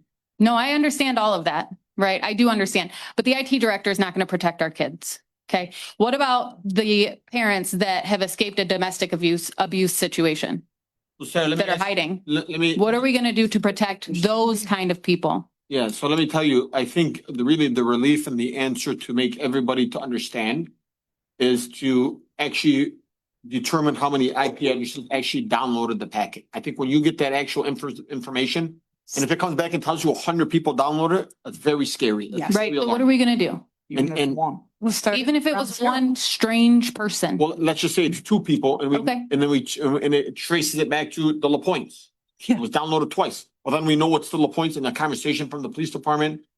And the D7s can happen with the LaPointes. Okay, but here's my thing. And this was stated at our meeting. Okay. You got one download, right? I download it. I email it to every person here. Now who has it? That we don't know. You're absolutely correct. The problem is the damage is already done. Yeah. You said. It's just that you guys keep saying downloads. If someone downloads something, you get a screenshot IP address. So it's just not that easy. If I screenshot something, you don't know where it came from. It isn't a matter of me just, there's 3 people downloading and then all of a sudden their names pop up. It doesn't operate like that. No, There's an you- IP address, you have to get a search warrant from a judge. Who comes to even say a judge is even gonna give us a search warrant for that? I think it was a search warrant from good. So. I mean, This has become a huge issue for these families, all because one person had it out for the fields. That's insane. And what's even more insane is that they cross that red line when they put our kids in danger. So what are we going to do for the families right now that can't let their kids play in their front yard in the middle of the summer because they're scared? I got a question. What do you think is the right thing to do? Well, for starters, they finally started taking police reports, which was a huge issue because those kind of people have to have things documented on paper, right? But what else are we going to do? I'm the mom. I'm the victim in this situation. I should not be the one coming up with the answer for the city's mistake. Did the mayor tell you what he was gonna do? Same answer as you guys. We're looking into it. We're looking into it. That's not helping our kids right now. And by the way, I want you to agree. I agree with you. What I'm trying to think of, what is the right thing to do? So if you have some type of thing that you want done, tell us so we know. Right. Yeah, every person that is at risk. For me personally, like I said, my kid's 13. He's probably not even at home. Nobody knows, right? He's out gallivanting. But those people that are scared, how often have we had patrollers go past those houses? Specifically. Not at all. So nothing's being Why don't you done. get us a list of names and maybe we can have, once a week, somebody patrol those homes to make sure it brings some ease. But the list of names is available, right? We've made reports. They know this. They've known since Saturday. It's now Tuesday and not a single patrol vehicle has driven past their houses to make sure that these kids are safe. We have over 300 kids. 300 kids. I got a question. How many parents actually requested it that we know of to the police department officially? I don't work for the police department. But how many parents requested? We haven't had a single parent come up to us They say, I'm a woman that's involved in domestic violence abuse. I need to be relocated because you guys messed up. Or, Not one person has come up to us. Speaking to the mic, please. I mean, it's not realistic. We're a police department that has 40 police officers and we patrol the city of Dearborn Heights. We can't drive by 300 parents' house and make sure that it's, they're good. It's just not gonna work like that. I don't think she's yeah, saying too I'm many. saying how many specifically requested because they know they have a unique issue. We haven't had one. Okay, and also The- too, did, but what do we need to do to make you happy? What do we need to do to make you happy? The What are plan- you looking The for? plan was when we meet up tomorrow with the D7, then at that point, we were gonna try to obtain the names and provide some type of special attention or some type of assistance. But right now, sitting here right now, we have nobody. We have a list of kids' names and we have addresses. We don't have no one that's come to us and said, hey, our kid is being stalked on the internet. Hey, I'm involved in domestic violence abuse and my husband now knows where I live at and he's knocking on my door because of you guys. We don't have that. You know, all we are is talking about what can happen and what might happen. And at the end of the day, we have to sit down as a group and figure out how we can serve the D7 club. And that's the reason why I'm here. And that's the reason why we plan on meeting with them tomorrow. Well, like I said, what can we do to make you happy at this point? What are you looking for? So that's why we brought this here today. What First of are you all, looking for? after we had to write a petition and contact 3 news outlets, we finally got added to the petition after we were told that it would never happen. By who? Mr. Wenzel was at our Tuesday meeting. He told us that we would each get 2 minutes and that we would not be added to the agenda. No way. No. That was recorded. No, I said. It was- Guys. Everything in my power. I said, everything in my power. Yes, you did. You said you would do everything in your power, but it's probably not going to happen. So you'll get 2 minutes.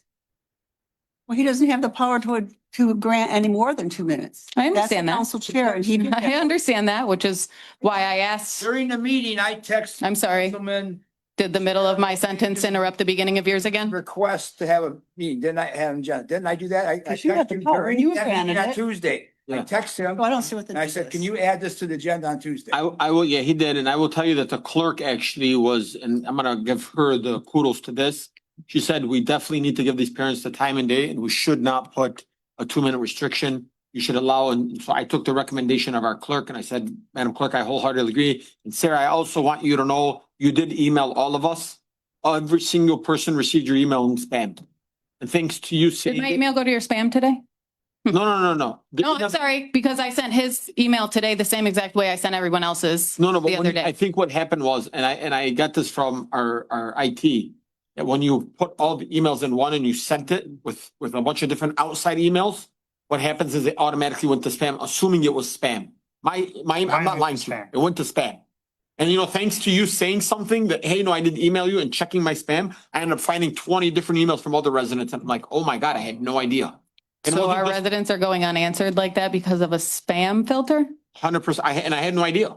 Wow, I even checked my spam filter at work and I just build cars. I want to. Go ahead, Jess. Did you get yours in spam? What's, Open it up. Yeah. so the moral of the story right now is we have 2 huge issues. Not only are these kids' information out here in a very dangerous matter, but now an organization that's been around for 72 years, how do we allow these parents to feel safe continuing bringing their kids back here? Right? So we're an organization right now where parents are asking or telling us we don't feel safe with our kids in the program. Bring police. Council chair. I'm gonna go to Councilman Saab, but I'm just gonna tell you, Joe, respectfully, we're the legislative body. Our role is, like, I can tell you, like me giving you the idea of saying, we're gonna give a lump sum instead of hearing you guys' information.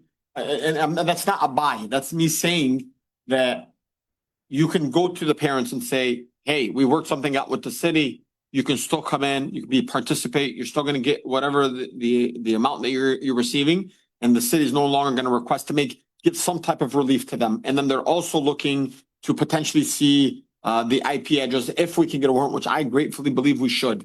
I'm gonna go to Councilman Saab and yield my time. So my question is to, I'm sorry, your last name is Mr. Donnie. Donnie. my thing is to you, to anybody coming, that there's gonna be process and procedures. Registration, and I believe all registration, everything should be done electronically. I think the problem is people aren't coming to register. So. They've well, seen everything that's I happening. mean, I don't know what the registration process is. Is it done? It's on a literally a table? click. Fill Is it out. online? Is it an app? So we have open registration at the rec center. And I'm sorry, if you can explain the process that I could understand, Yeah, because I don't know if you're sitting there filling up a piece of paper, registering somebody, or it's online electronically. Does the city get that application, that registration at the same time? So, the city does not get our registrations. Okay. We get our registrations. We get paper form that are filled out at the Richard A. Young Center. And we also have an online website for them to go to and fill out registrations. That is our registration process. That's all they have to do with that. All their registration information is not shared with the city. That comes to us as the organization, as it has for 72 years. So Oh. what, so that's a great, I'm gonna cut you off as you answer the questions. The one thing that the city can do with the D7 club is on our website with the IT department is have a page link. Anybody that's a Dearborn Heights residents can register where the city gets that information encrypted, saved, which is automatically set back to a total of what we get. Nobody sees that information. The Dad's Club gets that information. Again, the IT department, like just we have links to everything else on the city's website. I don't know why we don't have a link to register Dearborn Heights children on the city's website. It makes no sense why, and it should be encrypted. Nobody sees that information. That way, you don't gotta send us anything to verify. It's already sent to us. It's already in the system, and it allocates the total by itself without anybody, even if it's a director, the director doesn't need to see that information, be honest with you. but on that note though, sir, sorry to interrupt you. No, you're good. If we do it that way, let's say you put the link on there. The city is now getting that information that was just leaked. After he just said, got done saying, No, again, what I'm saying is it's encrypted. The city's not so getting. you're saying put our website link in your link, page. but it's encrypted.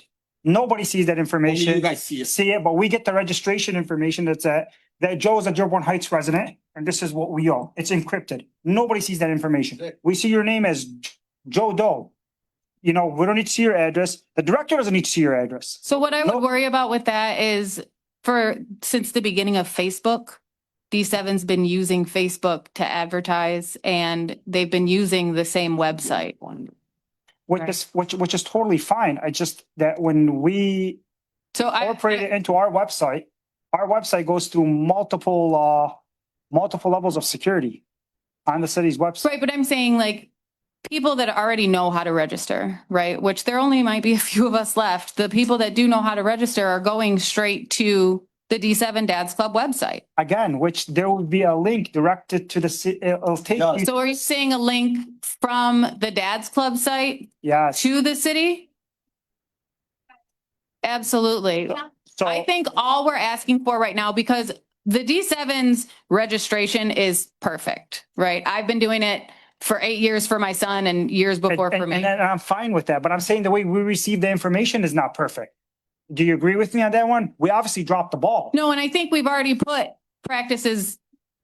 spoke about putting practices in place to alleviate that issue again, especially for D7, But what I'm right? saying is for children that are Dearborn Heights residents, that are registering for the D7 club. Yes, your process for you is perfect. For us to receive that information on a link that's on the Right, but city's. we haven't had a problem with, Does the city need more information when they already released their? no. We're not getting. What I'm saying is we've been fine. This is the only year we've had this issue, and I think we figured out what the issue is, right? So we don't need to change anything about our registration, but I think one thing that we do need help with is advertisement for the Dad's Club right now, because people are leaving. We need everyone to understand that the Dad's Club had no part in this. The leak, any of that stuff. Okay? That's my main thing here is these kids are scared, but Dad's Club for 72 years, and I coach a lot of these kids too. This is their safe place, and now it is not because of this. And I understand there's steps that need to be taken. You guys got a plan in place, whatever you're saying with this stuff, yes. But we have a program now that could possibly be in jeopardy because of this, right? So with things being said on social media or anything like that, arguments between city officials on social media, any of that stuff too. It's got to be addressed. That's all I'm saying. Let me ask you, I want to answer something to Sarah, if I may, and then I'm going to go listen to back. Guys, nothing from the audience, please. If you want to speak, you can speak outside of the chambers. You're saying, or was it maybe it was you, Joe? You're saying you need help marketing? No, that's no. The kids back. Can I? They need to feel safe. I'd like to hear from you. Yeah, ma'am.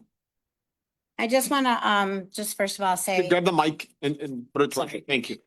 okay, my name is Tina Doney. Yes, there's a lot of Doneys here because we do a lot of work for Dad's Club. What I first of all want to say is I feel for all these parents because I'm going to speak as a mother too. My main concern, and we can sit here and go on, back and forth on whose fault it was and who's this, is it clerical error, whatever. The main issue is our kids. I can't stand this. I don't like any of this. None of us do, but we have it here, so we have to resolve it. So I'm proposing that first and foremost, as a mother, I don't care if I've been through domestic this and that. That's horrible. I don't even want to think about that. But as a family, as the mother of 5 kids, I may not go to the police station because I may be scared. I may not want to come up here. I'm not a public speaker. And believe me, I'm not. I don't like this. But if someone from the city reached out to me, whether it's by a phone call or a knock on the door and said, you know, to each family that was affected, each family's name is on there. Hey, what is your concerns? Are you scared? Do you feel comfortable? I don't care if one person got that out there. Are you comfortable? Let's show responsibility. Social media is horrible and take accountability. Social media has tore relationships up with this, has tore family up with this, has stressed people out. I have never seen so much politics just to do something for our kids. So what I propose also is that these families be contacted, not by a letter. I'm not going to read a letter. I want to hear, I want to feel comfortable. They may not, they just need that. And then to speak on, I didn't want to make this about Dad's Club. This is not about Dad's Club, but this is going to keep going on and on. So I want to just say on behalf of the board, maybe a public announcement, a statement, once this is resolved, and hopefully it's resolved soon. I don't care who it was. I'm a secretary. I make mistakes. Okay. But if it was intentional, that needs to be done. So either way, at this point, a public announcement or statement, apology from the city, and to let them know, and this is publicly, to let them know, not just that Dad had no involvement, but to let them know this will never happen again. Not just for Dad's Club. This is for the Raiders. This is for Northern Dearborn Heights. This is for Garden City. This is for every kid, because enough is enough. These kids are being trafficked, one from Vista Marie, anywhere. It doesn't have to be a pedophile now. They can become a pedophile. Maybe they didn't download this. Who cares? It's still out there. I wouldn't want my information, let alone one of my child or grandchildren. So with that being said, let's just get to the point here. Let's fix it. Thank you. And then I want to add one more thing before I sit down. We're all pointing fingers. We're all Thank you, looking ma'am. for someone to blame. But at the end of the day, we're all in front of you guys right now. You work for the city. Whether you're at fault for anything or not, there still should be accountability taken. And that's all I'm asking. Thank you. My name's Janine McKay. I want to apologize to my daughter because I told her I wouldn't do this. So my grandson is one of the students or one of the players that has their name released. Okay. We haven't heard in over a week that he was put out there. His information was put out there. He's riding a bike up and down the street, all over the place, doing whatever he does.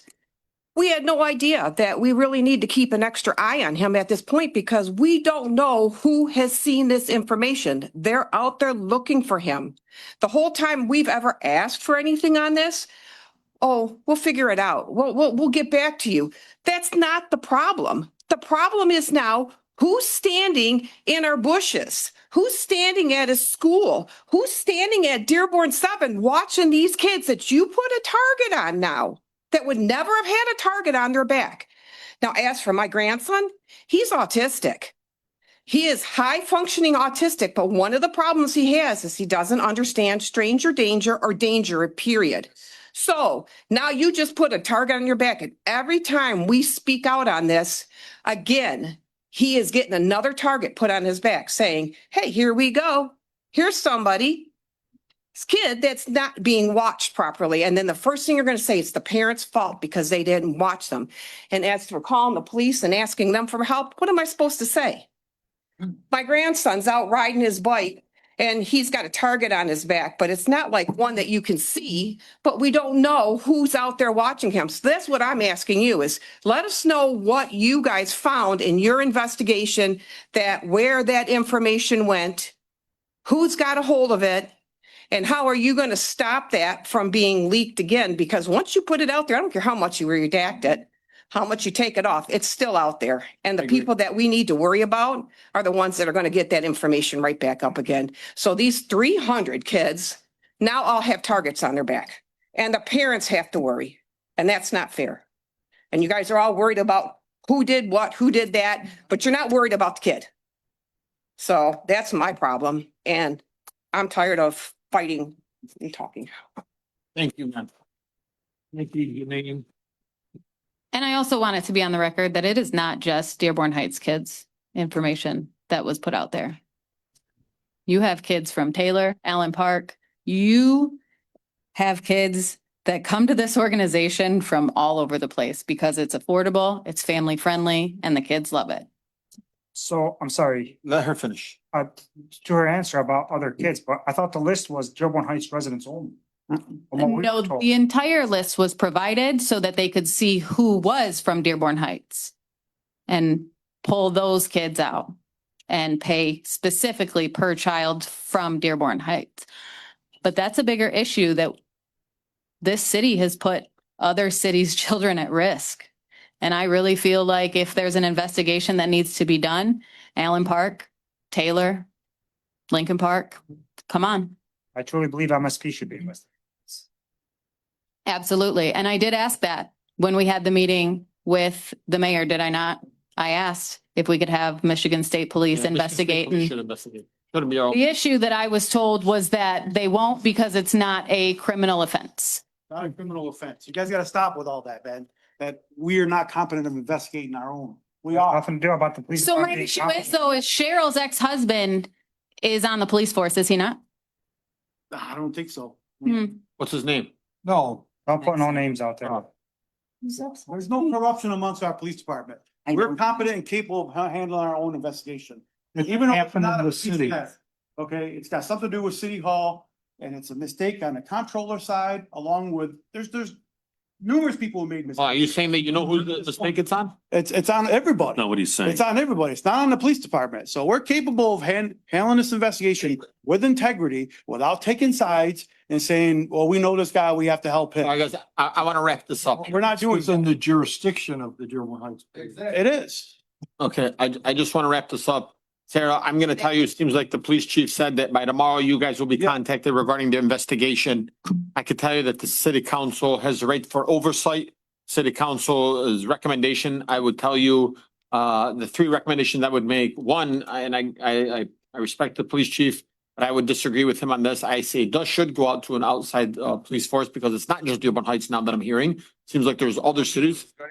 So maybe MSP should be the one. Number two, you guys need to put together some type of lump sum money that says, and this is not a buyout. This is saying, we don't want your information. We don't, like the gentleman said back here, we don't need to take in more information. I don't want nothing on a website. Yeah, it's been That could be 72 breached. years. We've been kind Yeah. of faithful. I think you just give out, a lump sum, $4,000 or $5,000. Here you go. Let these kids, and that can, I think, allow the parents to feel like, all right, we don't want any more, there's no more information given out. And then two, maybe at these games, we can request for the first next year or for the end of the season to say, allow a police officer Yeah, to and be I present. spoke with the chief on that.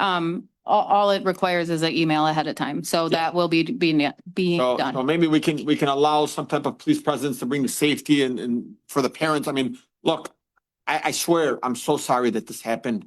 No, and it's not your fault. And- Obviously, we figured on out behalf who of was the at city, fault. on behalf of the city, we're sorry because it's as a city of Dearborn Heights as a whole, we're sorry to the parents, we're sorry to the children. It's unfair. So for But- my last question, what are we going to do towards the person that intentionally put this information out there? Well, that's, well, that goes on the mayor and the police chief. And I think you have to wait and see what their investigation comes out. Because, you're giving us an individual and until it's been thoroughly investigated by the Well, police that's the chief. thing. They investigated her today. Well, yeah, that's She laughed about it afterwards, all through City Hall. really, So that's my problem. how do you know that? I know things. Well, it's hearsay. Am I wrong? You didn't see, hear it. Tell me, am I wrong? Anybody that saw that today, am I wrong? I honestly, I didn't even know anybody was investigated today. She wasn't at City Hall. She was at the police department. She came here afterwards. I do. It's hearsay too, so you're not. Guys, now I will say, You want me to? yeah, because Thank 30 years of You being, don't have to move, I mean, just, okay. I have a suggestion in terms of a motion, maybe? speaking to the mic. Sure, sorry, mic is a little down for me. Suggestion would be that you adopt a motion to, first of all, direct the city's administration to expeditiously give whatever notice needs to be given, both informally to the affected individuals, as well as may be required under state law as referred to by Mr. Lapointe, Chris Lapointe in his public comment. Two, that you direct the administration to immediately, if they have not otherwise done so, contact MMRMA for additional assistance and advice with respect to this matter. Three, that you strongly advise the administration to turn this matter over for outside investigation by the Michigan State Police to give an independent review of this matter. And that you, I think finally, that you suggest to or direct the administration to provide you any details with respect to any investigation forthwith. And then that the city council will commit to reconvene and review this matter in the future to ensure that it is actually followed up on by the administration as directed by the council. What about Council Chair, if I may. What Council about, Chair, I will just give me 1 second, please, sir. please, thank What you. about some type of policy in place also? Yes, look, there should be a policy. There could actually be an ordinance with respect to this matter. The difficulty is that when this body, hence why I am here, has sometimes directed that things end up being taken care of in terms of policies. They haven't been done quickly. You could direct me to try to come up with something. If you felt that that would make things more expeditious, I will come up with something, or you could direct the administration to end up having something done. But it needs to be done forthwith. Thank you. Council, yes, Council Chair, I'm going to put an objection to Mr. Miyake violating his oath and giving advice to the council. But this, what came out tonight is names and allegations that could possibly be a criminal activity. And I would wait until the investigation is completed. I'm grateful there is an investigation. It's already started and in place, and there's a resolution time. Now, what Mr. Miyake is advising is for you to act on information without a complete picture of what's going on. Today, things were said, and it needs to be addressed. We can't ignore it because it's on public record.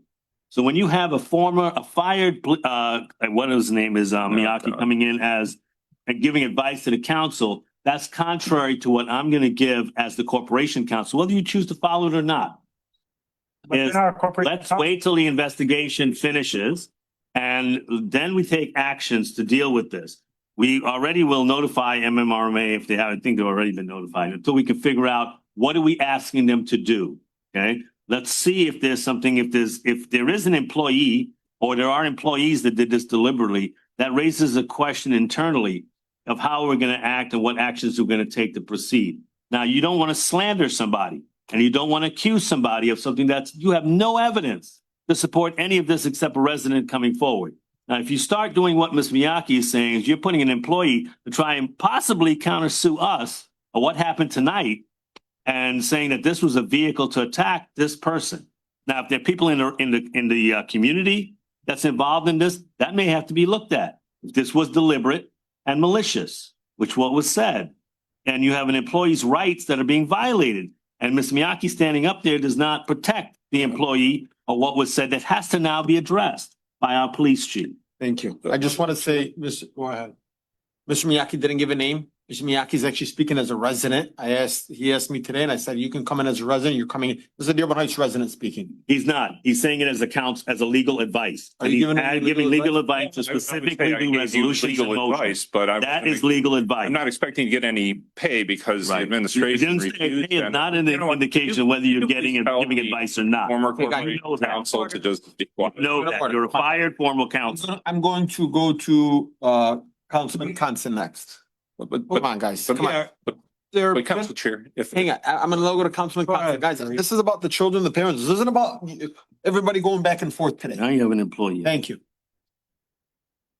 Go ahead, Councilman. Well, let's let the Dearborn Heights Police investigate and report to us what's happened. I'm afraid that if this was sent to this, I've been involved with sports teams and dad's club and wrestling teams. This kind of stuff happens over and over again. When someone asked me an attorney from Allen Park who was active and to file a lawsuit on behalf of an aggrieved group. And what we want to do is we want to come up with a data breach policy. We want to figure out what the remedy is. We want to work with our recreation director, with our city clerk and others to make sure this doesn't happen again.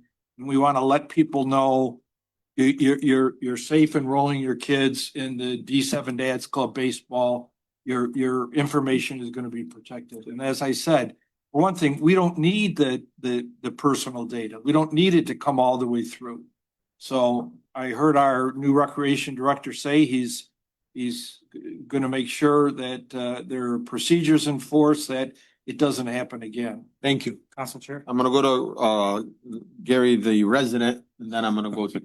Yeah, the reason I was suggesting this is because it sounds like the residents are dissatisfied with what has been taking place and the information that has been provided. That was the recommendation with regard to the motion, and nothing that I ended up saying would in any way cause jeopardy or legal exposure to the city. So it's just my suggestion, but I don't think that it would harm anything. And I think it would help these parents in terms of, having a certain level of comfort. I mean, again.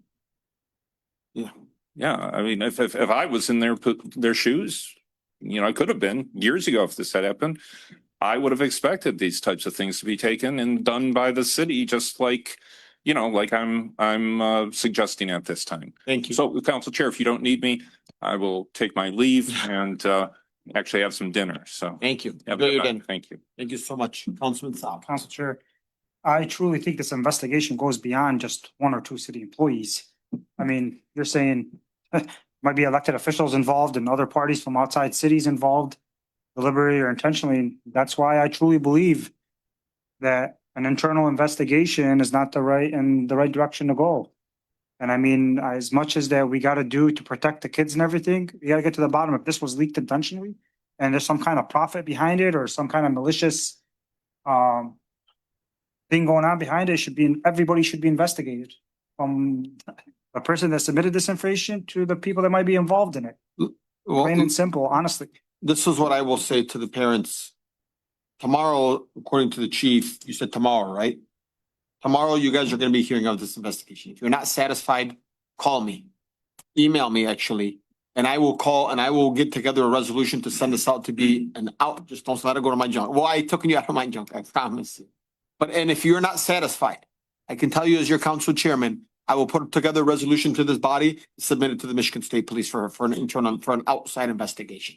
You have my word on that. If you are not satisfied with how you feel the internal investigation took place with the results, reach out to me. Thank you. I'm gonna give one more here and then we're gonna go move on from this thing. Good afternoon, Hassan Ayun. Well, when you guys post about children's address with intent to harass under Michigan MCL 750411S, it's a crime. It's a felony. So whoever intentionally did this will be criminalized for a felony charge. So every kid's name that was posted on the internet, that's 300 felonies. Very simple. It's not a joke. You know, this is intent to harass little children by putting their names, addresses out here. Look at the MCL, Roger. MCL 750411S. And tell me what that is. If you're talking to me and you're asking me the law, what are you trying to say? Do we have the right to prosecute? That depends on the charges and the facts. Okay, but if the facts lead that way, sir, then it will be addressed. Absolutely. Don't disparage my ability to read the law. I've been a prosecutor for 38 years. If you want to go ahead and bring something up, you make sure you have your facts straight before you come looking at me. Guys, my direction. Roger, okay? please. Thank you. Hey, let's all control our emotions here. This isn't about who's challenging, who's integrity. Hang on, sir. Hang on, please. All I'm asking is please go through the chair. Absolutely. Please go through the chair. You didn't go through the chair. And I know you want to get out, you want to get it out. I've not stopped you from speaking. I've given you the privilege to speak every time you've asked. We have a right to speak, Council Chair, as this is part of the City Corporation Council is part of the charter. That's all I'm asking you. Okay, but before we're attacked, we have to retaliate and take exactly what's going on this way, to take the actions and turn it around and attacking. Okay, if you want to help the kids, show it. You just pop in here to fight. That's all you do. I'm not here to fight. You are. Roger. That's all you do. That's all you do. That's all you do. You big a big mouth and you come here to fight. I'm gonna have to ask you to leave if you continue to do this. Roger, I'm gonna have to ask you to leave. No, you don't have to ask me to leave. I'm gonna keep quiet. Go Please ahead. and thank you. Please and thank you. Go through the council chair. Do not refer to Roger. You can ask me and I'll refer to Roger. Okay. Well, the problem is my name wasn't out there. Your name wasn't out there. Kids' name was out there. They're saying there's Taylor, there's Garden City. So is the Garden City notified of these felonies in progress? Because now we got a felony in progress because this is harassment for children. So we don't know if Taylor knows about it. We don't know if Garden City knows about it. We don't know anybody knows about it. This has to be referred to the Michigan State Police. Chief, did we refer this to any of the other police departments? They're vetting. Thanks to Mr. Owen for that recommendation. No, but listen, it's a felony in progress, 300 felonies charges because of every kid that was mentioned in there. It's a charge. It's like right now I go commit 5 felonies, 5 different times, 5 different events. Or I go into the store, keep going in and out. Every time you walk in, you walk out, it's a felony. There's 300 kids, it's 300 felonies. Okay. That's the problem. The people are not understanding. They're saying that what's it called? No, this was intentionally done to harass. This is not, because there's no way somebody's gonna put kids' addresses out here. You guys have been doing this for a long time. All of a sudden, it's election season, and now we're getting this to attack and harm people that are running for office. This is wrong. To put kids into this, it's very wrong. And people are not understanding this. This is not about me. This is not about you. It's about little children being attacked by pedophiles. How do we know a pedophile didn't go through and got the information? See, that's what you guys are not understanding here. And I'm not blaming you, Mo, by doing. I'm blaming the administration that is not here. Bill Bazzi did not show up for this because he don't care about the children. He don't care about you. He cares about his pockets. Hey, Excuse come on, me. point of order. Hey, point of order. Take that back and don't talk like that, please. Mr. Baidoon, the guy's not here. Let's be honest with each other. Come on, man. This we're not This- politics. Talking about politics. If he was here and he cared about the children, Mr. Rowan, he should have been here. Mr. Rowan, thank you so much. I want you to know the mayor didn't want to come here. He was invited. He had his own meeting with them. Only thing I will say, What about if other people didn't see him? it's on the internet. They can go see the video. Thank you so much. Yeah, video. Thank you so much. Are you speaking as a resident? Yes, I am. My name is Tom Wenzel, 2 Lane Street, Dearborn Heights. Okay. Parent of a dad's club, flag football player. There was accusations about, people making statements, don't do any finger pointing, but there's a lot of finger pointing going on here tonight. Specifically, my name being mentioned by certain people. And that's finger pointing. And they say don't do finger pointing. There was a text message that I text someone there in the dad's club, high-ranking member of the dad's club. He came to me and he said, Tom, I need your help. He says, a certain person was mentioned, I'm not going to mention her name, is trying to come into Dearborn Heights and take the fields. Please help us. And I said, okay. I hung up the phone with him. I immediately called the superintendent of D7 schools. I stated that how important the dad's club is, how long they've been around, because he was very kind of new, and that they have these fields and they should have first priority of the fields. And after a lengthy conversation, he didn't realize what was going on. And he said, okay, Tom, thank you for calling me. Then I hung up the phone and I called the Parks and Recreation director, a different one than we have right now. I told her the same thing. I said, we can't let someone else come in and take the dad's club's fields. So they were using that against me, that I was helping the dad's club, the statement that this lady made. They came to me and asked for help. Right. And there's only one person up here whose name, or there's two, and mine was one of them several times, even by some city council members. And there was text messages between me and someone else that were leaked. I don't know by who, several of them. An illegal recording that is shared illegally. And you know what, I at the meeting they had Thursday night, I didn't find out about this until last Wednesday. Thursday night, I went to the meeting, only representative from the city there. And I got chastised for it. I said, we have to have this on the agenda. I stood up and I was only there as a parent. And I was asked not to come there as a city councilman. But then the president said, Tom, he's a city councilman. Do you want to talk? And I said, well, only because you said so. I explained the procedure about city council meetings and getting things on the agenda. And I said, the agenda you have to put it on Tuesday. I said, it's already Thursday. He said, it's not a good chance that you'll get it on. I said, but I will do everything in my power to get this on the agenda for Tuesday's special meeting. I sat down. I texted Mo Baidoon. I said, Mo, I'm at this meeting right now, Dad's Club. We need to get this on the agenda at the meeting. So I don't know what I did wrong. Apparently, maybe people are jealous. I don't know. I mean, but I did nothing wrong. And now Councilman Saab is angry at me because of something. He hasn't approached me yet about it. I'm taking a big blunt for no reason whatsoever. I'm the goat here, the whipping post. And people are just, because you know what? Because they can't find anyone else to blame. Thank you. Thank you. I'm gonna go to Barb here and then I'm gonna wrap this up and we will thank the parents.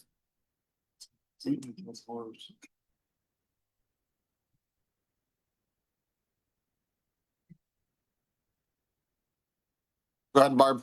Oh, I'm so sorry. I just seen her hand go down.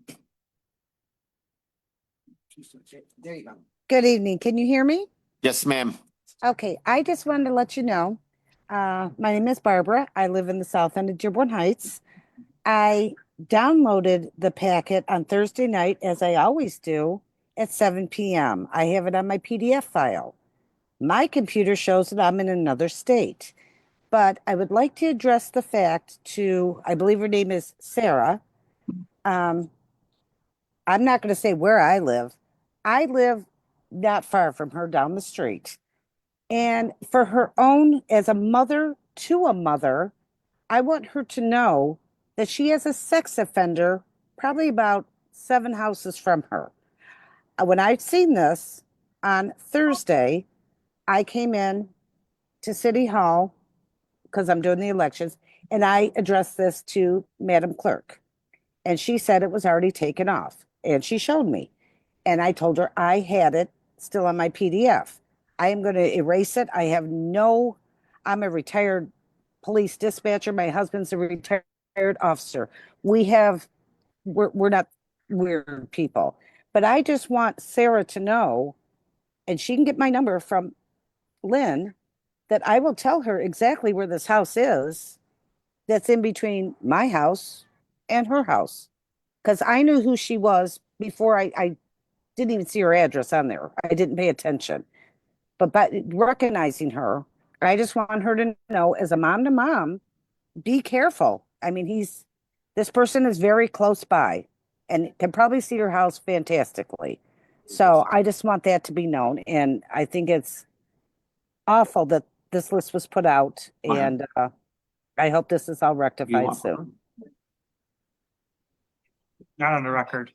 What's the point? What's the point? I'll give it to The you. point is I'm trying to let a mother know. No. Guys. She just wanted your information. Barb Brenning, that's all you need to know. That's all you need to know. Thanks, Barb. All right. You guys get this fixed. Thank you, Barb. All right. There's one more. Okay. Yeah. She couldn't raise your hand? Yeah, okay. Sue Kaminsky, Amboy Street, formerly Annapolis Street, Dearborn Heights, Michigan. I know the Dad's Club. I've known it for years. It's a stellar organization. Nobody in the Dad's Club would hurt any child. I also attend almost every single council meeting, either in person or by Zoom. And I apologize, my asthma's really bad. I was not going to come up here until I heard some of these things going. There are council people here, including the ones that are absent, who I really like. There are council people here that I have issues with. There is no council person here that has ever said anything about taking the fields from the children, ever. And I have talked to these people, every one of the council people, on a personal basis. And again, we agree to disagree sometimes. There is not one council person here who is not 150% committed for the children, as am I.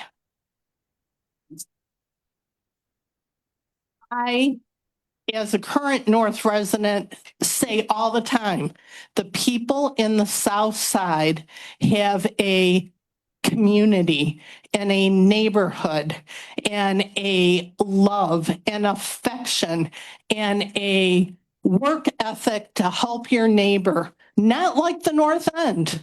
And I've never said that publicly. I've said that privately. That is the thing I miss most about the South End, is the community that you guys have and I had when I was a resident on Annapolis between Merrick and Polk for 14 years. I am telling you, and some of you know me, some of you don't. I say it like it is. Frequently, I'm not popular. But I say it like it is. There is nobody that would deliberately, unless someone had a personal vendetta, that is a sick human being, but there is not one person on this council that would do this. And I am very vocal. I do not like the mayor. Biggest mistake of my life is when I voted for him. I don't believe our mayor, who I give very little credit to, would do that intentionally. But I do know I listened to your meeting Saturday, and people, he lied to you. He lied to you about chain of command. He lied to you. So please, let the police, let the state police, let this council, let Mr. Zaboznik do their due diligence, and I assure you, you will get a resolution. I had to come up here. I rushed. It's been an extremely bad day for me. And I want you to know you are not being lied to by this body. And you have, for those of you that know me, for those of you don't, you have my word. I fight hard about Ecorse I Creek. said my piece and all of a sudden Roger goes, what point are you trying to make? Yes, who are you? So I'm just saying. Spreading rumors. I am just saying, people, no one would hurt our kids. So I am sorry it happened. And I'll tell you, if I was still on the south side with my kids who would have been in D7, but they were too little when I left D7, I would be leading the bandwagon. Sarah, you'd be taking a second step to me. There's no doubt of that. So council, do your due diligence, and people, please understand, nobody would hurt your kids. Thank you. Council Chair. I just, Before we do that, I actually want to give a moment of silence to Sue. She recently lost her pup today. This is actually her second pup in this month. Within a So I month. would like to do a moment of silence for Sue and her family.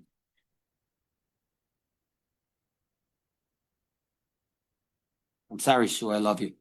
And thank you for coming in here today. Council Councilman Chair, Saab. I just wanted to, before we move on to the next subject, I just wanted to follow up to a question to Councilman Winslow. Councilman Winslow, was that you on the recording? Yes. It was? Yes. Can you put it on the podium on the record, please? No, we're not putting, council, I'm not council talking to you. chair, Roger. we're not Nobody asked gonna for put your any opinion. recordings on the Nobody asked record. for your I am opinion. talking, No, okay? I didn't ask I'm for your advising whoever the council didn't- chair is that you can't do that, Stay in- okay? I already said it, Stay in your okay? As lane. long as you Stay in understand. your lane. Councilman Saab, with today's, the technology today with artificial intelligence, you can make anything you want. That's a fact. Put it on the record, please. Yeah, anything you want. Enter on the record. Say it. That. Say that was you on the recording. Mr. Saab. No, I haven't done it. How do we know? Yes. I see a thing on Facebook, Arnold Schwarzenegger promoting something, with AI. Mr. Baydun, put it on the record, please. Sorry. Council Chair, let's move on. President. Council Chair, can you let the clerk know that I'm present at the meeting? Madam Clerk, how does that operate? Okay. Yeah. Make note that he's not present at the meeting as a councilman. Which you could have set up here though. What's wrong? Okay, we Yeah, are we gonna need take a a quick break. 2-minute recess. I'm gonna take a 5-minute recess and we're gonna move on. Thank you. What is it? Okay, we have one more comment. This is the last one from Ash Hoffman. Oh, God. Oh, God, you're gonna get it, Mom. Can I talk? Yes, you can talk. Please. Sorry. My name's Ash Othman, Dearborn Heights, Rochelle Street. I just want to clarify something. I did substitute in the mayor's office for 2 weeks. The mayor was there those 2 weeks, and I was not covering for his chief of staff, nor did I have any of her obligations. He has an executive secretary that's in his office that handles all of like the council stuff and everything. I had no input in that. The only thing I did was I handled calls and complaints. And if you guys actually have our IT director Cooper look into who actually submitted all that stuff, you guys will see it's his executive secretary. I had nothing with that. There's only a certain amount of licenses that can be given. I was not given any of that. So I just Thank want to clarify that. I had nothing with it. Thank you. Thank you. All right, we're gonna take a 5-minute recess and we'll move on to it. Sorry, we have that motion to open the discussion. Okay, So all in just to- all in you gotta favor, close please it. state aye. Aye. Those opposed, Thank you. you're welcome. You guys have it. Mr. Winslow, can you please on the record, Let's, guys, stop. Please, just take a break. Recording stopped. Move on to the next one. Winslow, please, on the record, Winslow.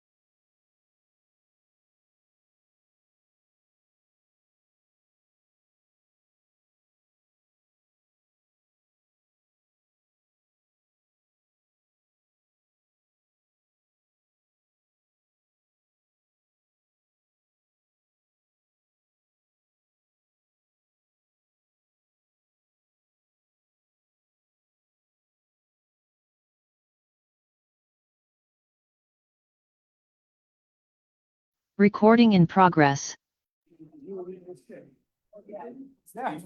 I didn't want. I'm gonna take a minute. I did mine. Well, come on, come on, see first. I'll do Bob's. One sec, this is important, I need a minute. Are you on or off?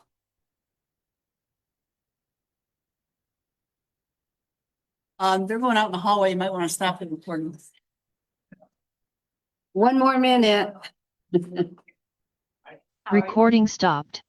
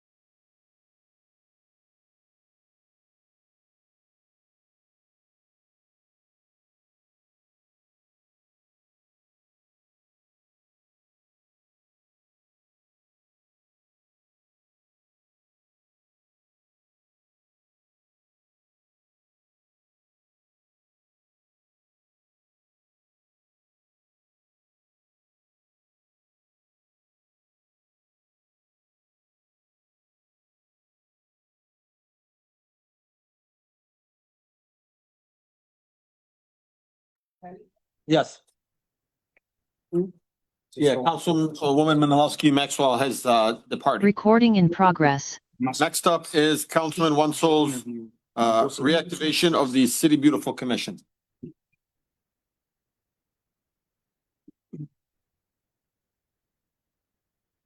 Thank you, Council Chair. Do we have everybody here? Oh, yeah, she left. Yeah, you want to read it? Yeah, I'll read it. Yeah.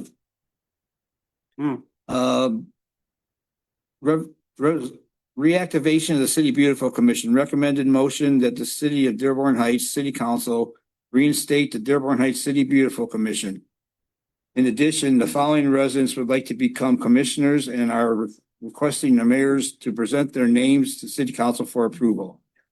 It's Simon Yavelsman, Caitlin Yavelsman, Jennifer Farrell, Diane, Advisory Commissioner.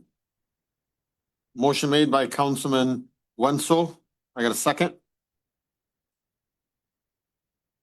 Do I got a second? Do I got a second? Motion defeated. Councilman Wenzel, you did not have a second on that motion, and it's been defeated. Next up, Councilman Wenzel, Community Garden proposal. Councilman Wenzel, you want to read your motion? There's no point, I'll defeat it anyways. You guys Huh? are fighting with. I don't know if we can if we don't have a commission. It's not what he's Right? talking about, is it?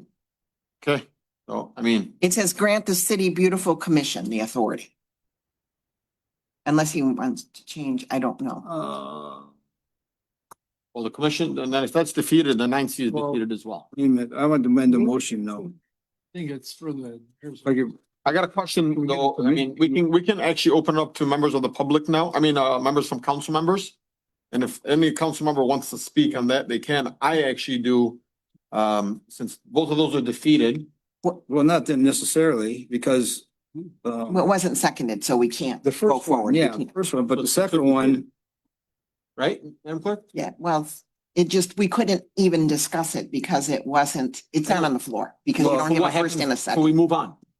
Yes, you're on to this Okay. one. Yeah, now 9C, you're saying can't be used though. well, maybe. Well, unless If I he wants to change his amend my motion. Motion a bit. First of all, before I do, before I get crucified anymore here today, on behalf of hurting the residents. I mean, this is not hurting me. You know, this is hurting just a program for the residents, and council's taking it upon themselves to crucify the residents and harm the residents in this. Point of order, Councilman. Crucify the residents. Point of order, Councilman. I don't think any council members here are crucifying anybody and you gotta stop like. Well, this isn't for me. This is Hang for on, the- hang on, for the- hang on, this is Councilman. for the city- Please, this is if for I may, residents. Councilman, just because somebody doesn't agree with you, I don't think you need to slander them and say that they're crucifying the residents. Like Well, those 2 weeks ago, everybody was on hang board with this. Everybody loved the idea. If I may, please. What I don't think is you need to do is slander this body every time somebody disagrees with you. All right, so I think you should choose the words to be differently. I'm not here to second it, but I would have had a great discussion. I'm still willing to have this discussion. But to say that, you know, the supplier body here is crucifying the residents, like, come on, man. You can't second a You know? motion? No, I can't. I can read a motion. I can't second a motion. Council Chair can't second? You can second. I know he can make the motion. Yeah. You can counsel, you can second. She just said I can make the motion. She You didn't can say make the, second. I'm not quite sure about the second. I know you can make the motion. He made the motion, you can second it because. No, I, Can I second my own motion? No. Not if you did it first. go ahead. Well, anyway- I will second your motion for discussion. Go ahead. Am I allowed The to? second one, Am I allowed to? He wants to do 9. you're still a member of the board. Okay, then I second it. I Which didn't know that one? takes- 9B? Yeah, we're gonna go back to 9B. Motion made by Councilman Wenzel, seconded by Councilman Baydun. Or are we like? Okay, for Automatically discussion. told that all the bodies getting crucifying the resident. Council Chair. Hang on. Councilman, I want to hear from you. I actually, for discussion. The commission people that were chosen here, who chose them?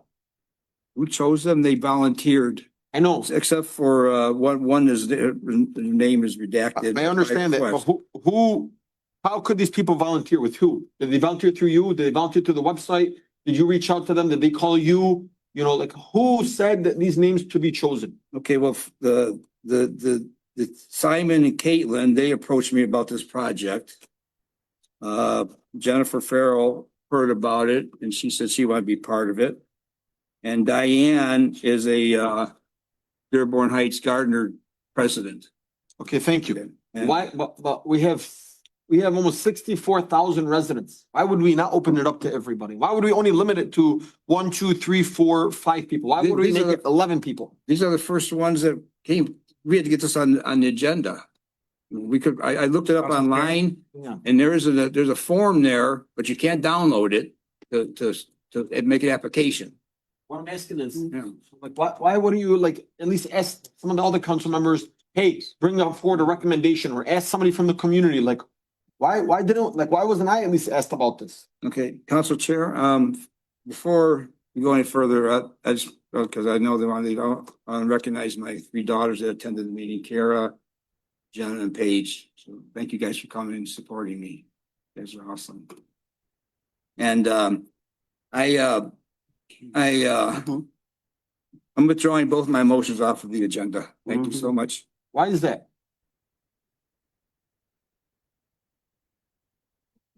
No, Thank you. Councilman, I'm just asking you a question. I think the body here didn't ask you. I'm asking you, why couldn't we open this up to more, to other people? We have. Well, I did. I wanted to get this on the agenda. I know, I didn't have time. I had to have this in by Tuesday morning Tuesday by I'm not noon. telling you, you can have a and that's all I motion. could do. You can have a motion to reinstate It'd take it. me all day to get it. You know, what I mean, Councilman, to I guess, reinstate the commission is one thing, but to reinstate it and give your recommendation of who you want on this commission, I don't think that's fair. well, there was a person on here that was all gun ho, person sitting in the audience today. Said, no, I'm not calling you out. I'm not talking about you. That's fine. May I speak? Sure. Thank you. There's multiple reasons as to why I pulled out today. I've been very busy. I have no way of participating. And to call me out like that, No. no, Tom, hold on, okay? Let me speak, please, please. Councilman, let's Thank you, thank let's you. keep it respectful, please. I'm trying. Thank you. There's been a couple points that were just made that make a lot of sense. And I thought of those points too. What's that? Why hasn't this been opened up to the whole city for people to get involved with? How many people has he reached out to? He reached out to me. I gave him another person who just wanted to advise. Okay. I don't think this was the right route. No, absolutely not. I don't, and hear this. It's August. There's not a whole lot that can be done. As far as planting, fall planting, there's not a whole lot that can be done. I think you got between now and April or May to really open this up, give it more attention, put it on websites, put it on council's Facebook page. Let more people who might be more of an authority on this to step up. And there's a lot of people that may be like, what the heck? When did this happen? I didn't hear about this. This isn't a personal attack on anyone, but it makes more sense to just kind of slow your roll on this, whether you want to hear it or you don't want to hear it. This is my thoughts. Among the other reasons why I took a step back, this is one of them, and it's a perfect point. There's 60,000 residents. There's Boy Scouts, there's Girl Scouts. There's all kinds of organizations that could do this. And it was pointed out that there's some college students who can do this as part of their agricultural credit. Reached out to Michigan State. So I'm talking, please. I've been respectful. Thank you. So I would say you were right and just kind of take a step back. Let's get this more organized. Sometimes we have great ideas and we want to go fast, but it's not. First of all, who's going to appoint the commission? Is it the mayor? It is. Okay. No. So please. Point of order, sir. Nothing from the audience. Approved by city council. I've been really respectful. I haven't yelled from the audience. Come on, guys. Guys, Please. come on. Don't I deserve that? Thank you, sir. So Thank you, man.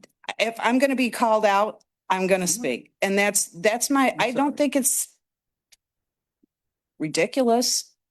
It's August. There's not a whole lot we can do. And get more organized, get other companies involved, maybe Home Depot, maybe court people who can serve some time and get this done as far as clearing areas or doing whatever. I think there needs to be a little bit more research.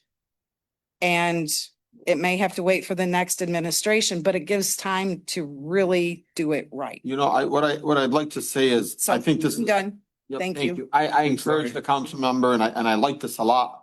I think we can still move forward with this commission, but I don't think one council member should make the decision for everybody. I didn't. I reached out to one person and they advised me of three others. Okay. Well, I mean, And this is nothing new. This has been going on for months and it's been put on the back burner for months by city council. I mentioned it. I wanted it months ago. So this didn't happen this fast, slow your roll. They slowed my roll. You know, I back in April, I requested this. where did you email it to us? No, I said at city council meetings. Everybody's heard of it. before. Council Chair, Yeah, Council Chair, I everybody's heard of it. think it was about 6 months ago, Yeah. Council Chair Pro Tem brought a motion forward requesting that the mayor reactivate the commission. And that hasn't been done. But then I also wanted to state it, I think that this body has asked the mayor to provide a brief summary of the appointees to council. And I don't know that that's. And then the backup, also in the backup, you guys got we've already had a plot plan of this piece of property. We found a piece of property. We've made a plot plan, a preliminary design. We've got, Hold on, who found it? And where is it? Hang on, guys, let the councilman finish. we've got organizations. And as far as August, September, just like all these things I bring up, charter amendment review committee. This happened years ago. I pushed for it, and it's always, Tom, okay, let's go through the procedure. Years have gone by since we have a charter review commission. No, I think what happened with the charter review commission. It had gone on for years. I know what. Let me finish though. But I just want to answer to the charter review commission. Mr. Parrish actually got up and said, Councilman Wenzel, you want the charter review commission, you got to put it on writing what you want. You're saying you want a charter review commission and you referred it to Roger. I think Mr. Parrish, and then you told Mr. Parrish on the record, you're right, I'm gonna review it and I'm gonna come up with something. If I'm not. I wasn't the only one wanting this commission. And I wanted as well. Everyone out there wanted it. Everybody wanted one. Is it up to me to to come up with all the legal stuff? If I did, you know what? I'd be chastised for it because I didn't dot my i's or cross my t, something. Well, you have the No, legal that's all stuff for the commission already. You just have to pick up when you're gonna have elections and 9 people. You have a turnover in the mayor. You have a new administration probably coming in. You probably want to have it, it's all laid out. It's just when you want to time it and when you want to do it. Because with the mayor giving his announcement, he's not going to continue, that changes everything. I wrote to the AG's office. I got the process. We had a meeting on this already last January. Everything's put together, Tom. It's just the timing about? and when we're ready. For what? But you have to have you're gonna have to have a vote. You're gonna have the 9 people running to be on the commission. No, there's no number specified. Yeah, there's a vote. Yes, there is. No, there's no number all right. specified in the bylaws. I got a copy of the bylaws. There's no number of commissioners. He's talking about the charter review. Charter review commission.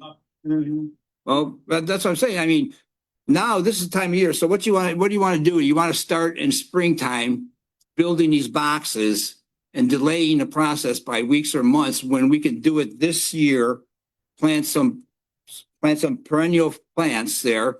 And come springtime, the boxes are in, the raised beds are in, and we're ready to hit the ground running instead of delaying it again, kicking the can down the road. Famous phrase by our Ray Ruscat. So here we are. Let's kick this can down the road a little bit more. Let's put this community garden off. Are we talking about the commission? Are we or the doing community B or garden? C? B or C, I'm confused. Yeah. We're talking about the only motion on the table. All right, let's take a vote on it. Hang on, guys. Hang on. Everybody needs to be so hostile. I mean, we've been wanting a City Beautiful Commission. I was a member of the City Beautiful Commission for 10 years.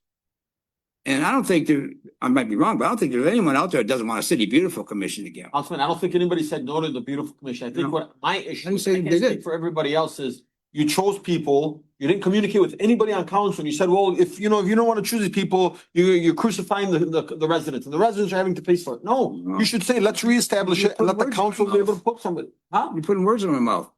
I just wanted to reestablish the City Beautiful Commission. Then I was told that you had to have members. So I said, okay, I got 4 hours to get 4 members at least. Yeah, Tuesday morning. So I said, okay, I gotta get members now. So I didn't have time to publish on a website. I got 4 hours before it's 8 o'clock in the morning, Tuesday. And I'm gonna go to the website and I'm gonna promote it. Now that we've got it, now people can sign. You go on the city's website and there's not even a category. There's all these commissions. There's the City Beautiful Commission is on there. So they cannot, if a person wants to be on City Beautiful Commission, they can't because it's not on our website. Councilman, I'm just starting the ball rolling. Last week you told me, hey, can you get this on a special meeting? And I told you yes. Yeah. You had more than just 4 hours to do this. Last week you told me this. I said, yes, you actually texted me Monday and you said, thank you for doing that. And I said, you're welcome. And so you had more than 4 hours to come. And what I'm saying is, or you could have said, hey, councilmen, I want to put this together. Here's some names, or message some of the council members. Here's some names, or can you guys give some recommendation? I'm all for reestablishing the Beautiful Commission. I don't know why you're so insisting on it. I gave you the email, so you knew about it, right? I mean, I sent you this information. You just said I sent you this. You texted me saying thank you. Okay, so you knew about it. for thanking me. Yeah, I thought. Okay, so you say, hey, why don't you say, hey, Councilman, maybe we should put this out in public. Guys, Maybe we should put this out in public or something. Councilman, all I read was your text saying, thank you for putting this forward. I sent it all to you. I sent the motions. This morning. No, that's amended motion this morning. Oh, okay. That was the second. That's the one that you texted me. I'm gonna hear from Mariana. Thank you, Council Chair. I just wanted to invite anybody that is interested in joining any of our commissions to either go to the website and fill out the form. And if there's any errors there, again, the mayor's office is the one responsible for appointees, and I'm sure the clerk's office can also help. There has been a lot of interest. We did put this in social media quite a bit a few months ago, and quite a few of the commissions have been reactivated. Quite a few of them have been reactivated, and we're getting interest on some forms that are coming through. And again, I just want to remind people, we can't reactivate things if there's no interest from the community. So it starts with sharing that there's commissions available and inviting any members to participate. Where did you guys share? Where did you guys? I mean, Councilman Watson just said he found 5 people in 4 hours. You're saying you've been publishing, you have got no interest? It's been in social media. I John put this Sadiq, out sorry, time ago. our social chair has been posting it, and it's also been in our e-newsletter, in both of the e-newsletters that we have released. So if you have more ideas of where to share it, or if you want to share it in your own personal social media accounts, because you have a lot of residents that follow you, please do so. But there is definitely a process, and we haven't received a single request in the mayor's office for the beautification commission, unfortunately. So if those individuals are interested, just encourage them to reach out. And this is not, we're not jumping into this. This has been planned and gone for a long time. Thank you. I think we're all interested in getting some of our commissions going again, like the City Beautiful Commission. And it's, the administration has a role and we have a role. So let's see if we can't do that and get it going, and Let's kick it down the road a mayor's little office bit. will work with us. Let's postpone it. Let's postpone it. Yeah, it's just, good evening again, Zuhair Abdulhaq. The councilman just withdrew his, motion. I recommend we do not waste any more time. Let's move on and let's do it in a different way, which is beneficial for everybody. Thank you. Thank you. We'll do it after the mayor leaves. Yeah, there you go. Come on, man. Do you want to take this to a vote? You want to take this to a vote? Stop, sir. Nothing from the audience, please. Council Chair. We have to take this to a vote. We would do it. How's this working? When we take. Yeah, because does that mean we appoint these people? No, take it to a vote. No, but Take it to a vote. Council Chair. The problem is, does that mean then we appoint these people? I think we all want to see the commission. See, that was my issue. That's it. I just want to know, who can we, I want to open this up to everybody. Maybe Rose wants to be in the planning. commission. It's been opened up. You do want to For be months. For months. Council Chair, I think my recommendation would be if he wants to amend his motion to withdraw. Do you want to amend your motion? Which one? Which The one? first one, we only have one on the table, one on the table. I think. You want to amend your motion to withdraw? The motion. Oh, if we're gonna, I want the residents to know how the council feels about this, so we'll take it to a vote. Okay. So you All in don't want- favor, please state aye. What are we Aye. voting for? To appoint the commission. So this is to react, To reinstate the City Beautiful Commission. But you're also reinstating and appointing. right? You can appoint. So No, because my amended motion, let me read my amended motion. I sent it to you, but you It got does say the mayor to present, but he's assigning. It says, Why don't you read the motion? okay, again? okay. The amended motion. Well, this one was just, it's not the backup. This is just a recommended motion to read. To reinstate the City Beautiful Commission. That's my motion. And then what you have to do is, we cannot appoint commissioners. I found this out. I talked to Lynn and George about this. We cannot appoint commissioners. The commissioners have to be, commissioners interested have to be given to the mayor. The mayor has to present them to city council for approval. Correct. So that's, So all your motion is right now to reinstate the beautiful commission? yep, because I sent the amended motion, but yeah. What's that, Councilwoman? That's okay. That's okay. It's been a long day. What we discovered is there is no ordinance for the formation of City Beautiful, so we couldn't find that. But there are bylaws. How would we have a beautiful commission for so many years and I have an ordinance? I wasn't here. I don't know. We tried to find, we looked through all the ordinances, we looked through all the backups. It's gonna be, the mayor's gonna have a lot under. This is true. Council Chair, I think the last appointment there at expiration. Guys, point of order, please. Nothing from the audience. So it's like 2013 was the last time. Let's just take it for a vote, please. Yeah, hold on. What are we voting on? I mean, We either turn it down or what? Reinstate the beautiful city. We already did that. if we've already wrote, We already did that. The City Beautiful, Councilman Ahmad did. Right, Wasn't that in there? Oh, that's word on that, right? Requesting that the mayor do that. right. so Do we you remember that too? Yes. Yeah, Don't we vote on it or? we did Yes. vote on it. It was a council motion and it Okay, was so it's never. been fulfilled. reinstated. This is. That was the same thing. It was, I can go get the motion. No, okay. So now, so then this one, can you withdraw this motion then? Yeah, I would draw Well, it was already- because it says it's already been reinstated. Yeah. The No, it request, hasn't been wait a reinstated. minute, Council Chair, It's the not request, been reinstated. the request has been made to reinstate it. It has not been done yet for the mayor to reinstate it. I don't think we need the mayor's approval to reinstate something. It's already been established. I think city council can vote on to reinstate it to get it Yeah. going again. Where's Gary when you need him? Yeah. Mhm. Council Chair, Yeah, but Councilman, can you tell us on that? Can the council reinstate?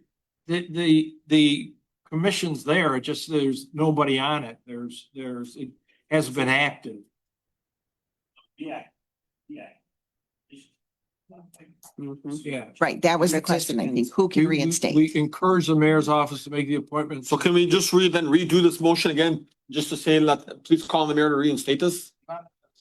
What's already been done, but hasn't happened, so. We can, guys, That nothing. request has already been made of the mayor. I mean, look, man, I agree with this. We have to reinstate this commission. Right. You can do it I again. mean, I think there needs to be a second motion on the table here. You It's can simply saying, we're calling on the mayor to reinstate the City Beautiful Commission. already did Can that. can't we do it? I mean, I guess we can put this off, you know? I Beauty, mean, my second motion, I'll read it, but We have, we sorry, have, I'm so sorry. Are we done with the first one, which we Hold haven't on, we voted have to figure on? out. So let's put this one aside, Councilman. So let's refer this back to Councilman, Wenzel. So 9B is being referred back. to 9A? Councilman. Nine B. 9A. 9B, 9A. was the- Oh, 9B, yeah, 9B and 9C. Let's refer 9B and C back to Councilman, Wenzel. So And moved. then let's, Okay, then my, Oh, my, Hold on one second, we're not done yet. Let's do one at a time, please. yeah, let's refer Let's do 9B back 9B. to, Councilman Wenzel. All in favor, please state aye. Aye. Those opposed? The ayes have it, referred back to Councilman Wenzel. okay, Next up is 9C.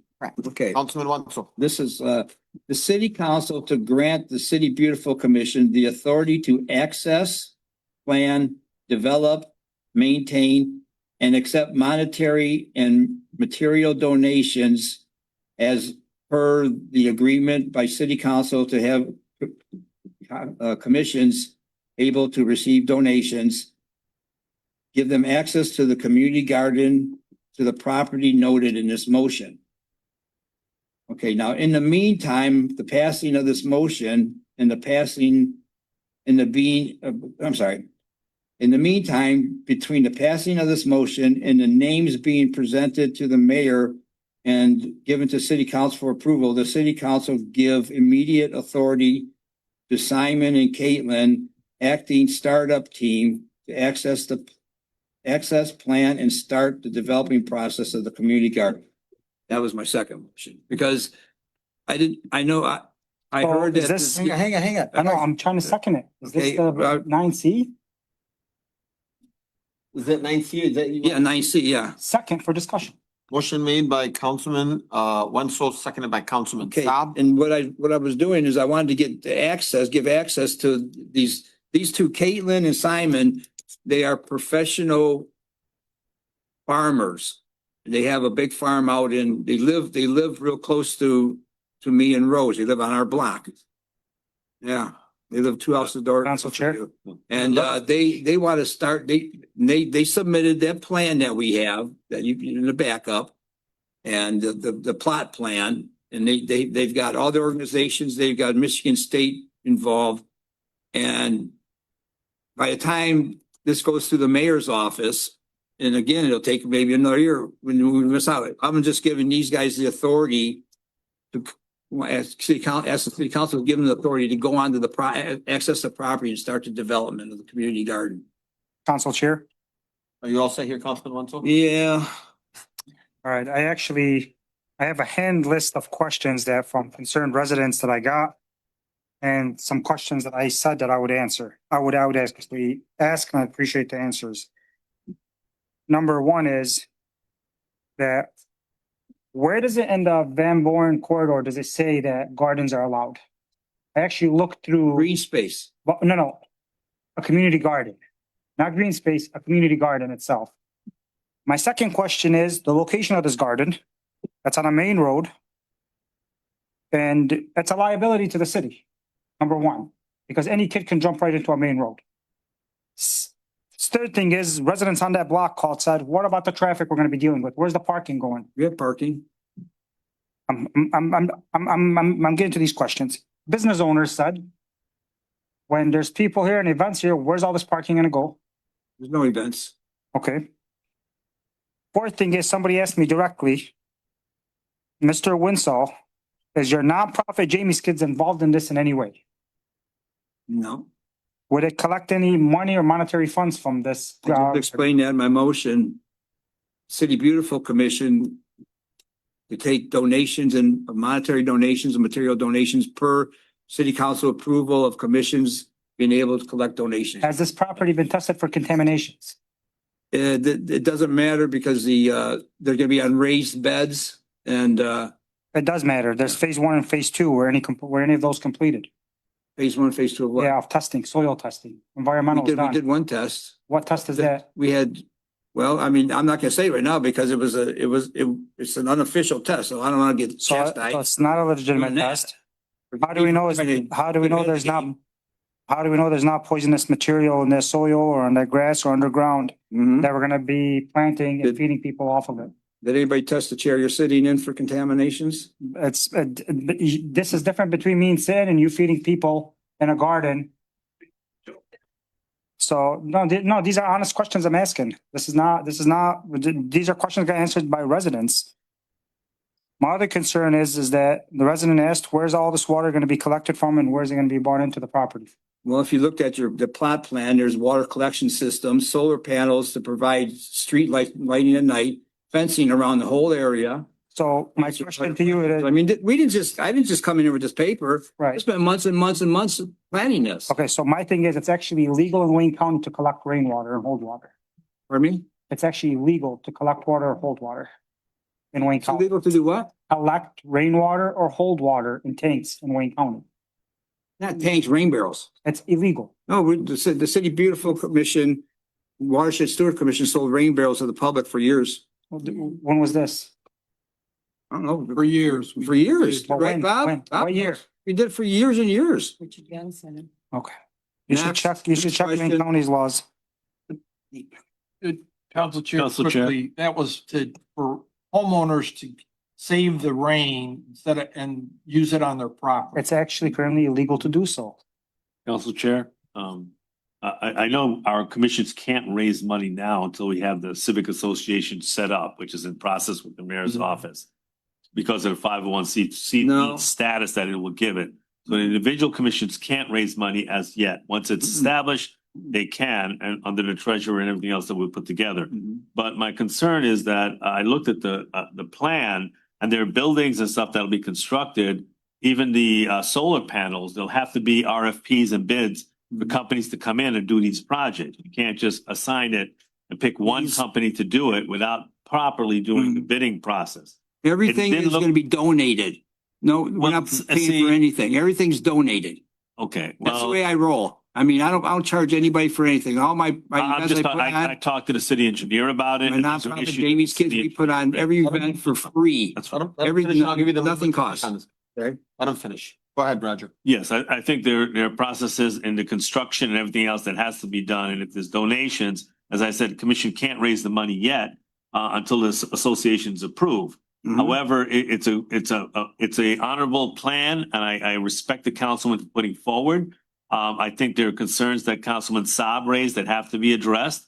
And there are rainwater, there's billing for rainwater runoff, everything else. Then we do the water bills, it's divided by the Great Lakes Water Authority. When you look at what's charged for wastewater runoff and everything else, there's different prices and stuff that go into it and different considerations. It has to be studied a little more intense.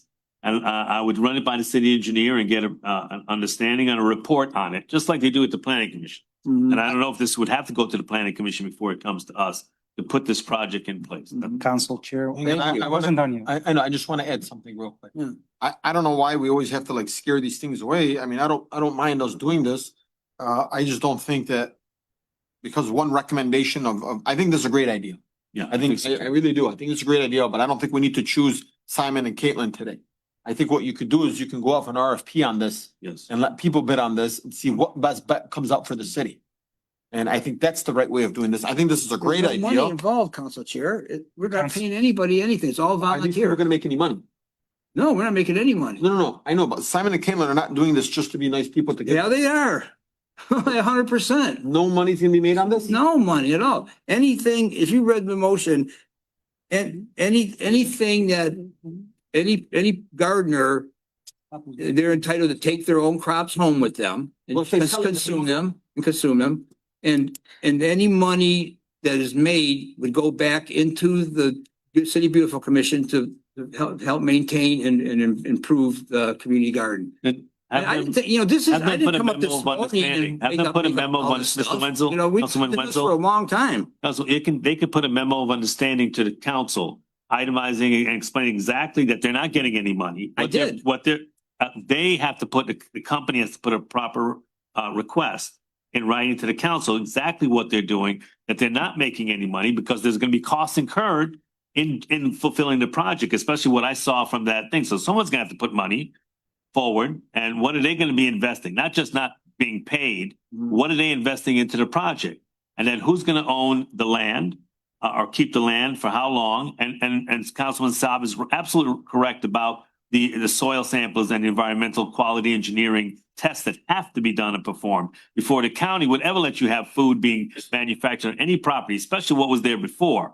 Yeah. And I've worked with the environmental, with representing banks in terms of the responsibility to clean up the soil and how much it costs to take that soil and treat it and put it back. Not cheap.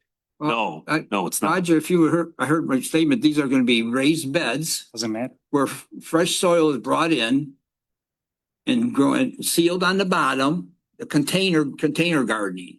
We're not gonna grow anything. The only thing that they planned on growing in the soil that's there are perennial plants, flowers that go around the border. They've been in contact with fencing companies that want to donate fencing.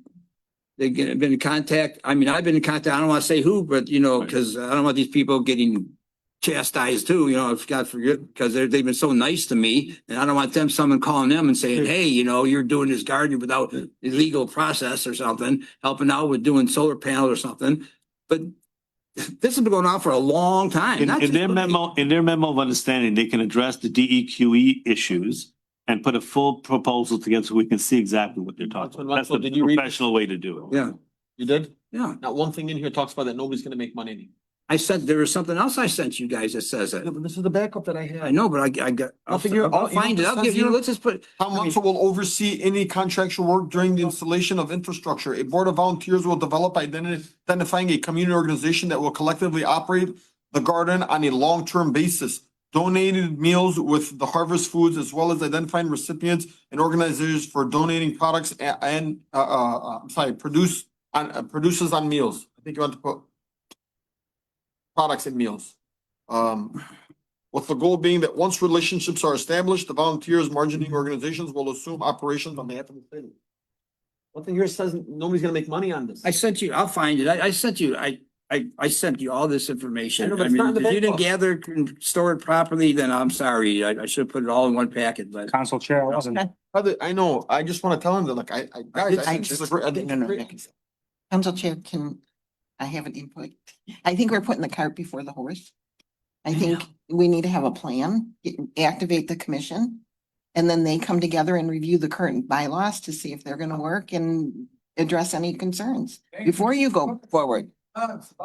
Council Chair. Go ahead, Councilman, Councilman Saab. So We have a plan. we're out for RFP on these properties for sale. Have you ever assessed how much this property can bring the city before we do anything? We have a lot of empty lots in neighborhoods, Thank you. in neighborhoods that we can use, not on main roads, in neighborhoods.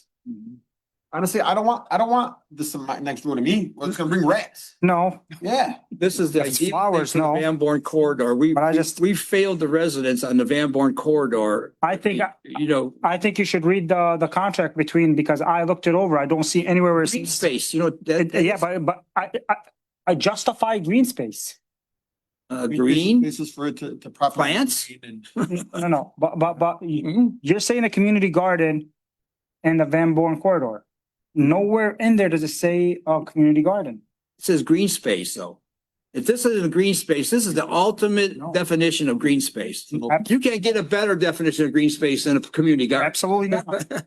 There's no, what's better? But I mean, you said it, Green space. show me where it says in the bylaws of the Van Born corridor where you can have a community garden. That's it. Doesn't matter. Anything that goes onto the Van Born corridor has to go through planning commission and approval of the planning commission. Correct. Every single thing on the Van Born corridor has to meet the requirements of both Taylor and Dearborn Heights. So regardless, this has to go before the Council planning Chair. commission. And the planning commission will make the recommendation and send it over. All those things in the past that have gone through the Van Born corridor approval process. No. No, Nothing, yes, everything goes to the. planning nothing, nothing has gone through it yet. Yes, it has. Very little. You know, a guy just fought right now and actually just won. I think, you can ask Rick or Roger about a gym that's coming up on, Maybe, no, it has. yeah, it's a gym. That's a building that's already existing. Yeah, but it had to still go through the planning commission to be allowed for a gym to be on Van Born. That's because it's Which is good for Van Born, I think. a. Guys, nothing from the audience, please. We got a motion on the table here. Yeah. Council Chair. Yeah. Well, I guess you know what, Council Chair, Let Councilman Council go for, Okay, all right. Constant, and then I'll let you go, Council Council. Guys, please, nothing from the audience, please, guys. I'm trying to be respectful on this. Give everybody their time. Councilman, Constant, and then Councilman Wenzel, and then Two quick. we gotta move on this. That as far as the location, that's a piece of commercial property that I don't know if we had any kind of a garden there growing things that people wouldn't pull up, take the crops, vandalize it. I think there are better locations than that commercial piece of property. And number two, I think there's some I think it's a great idea, but there's some more details that have to be worked out. Honestly, I think it's actually a phenomenal idea. I think if this, what the city could do is, they can black fence this out, make it look really pretty.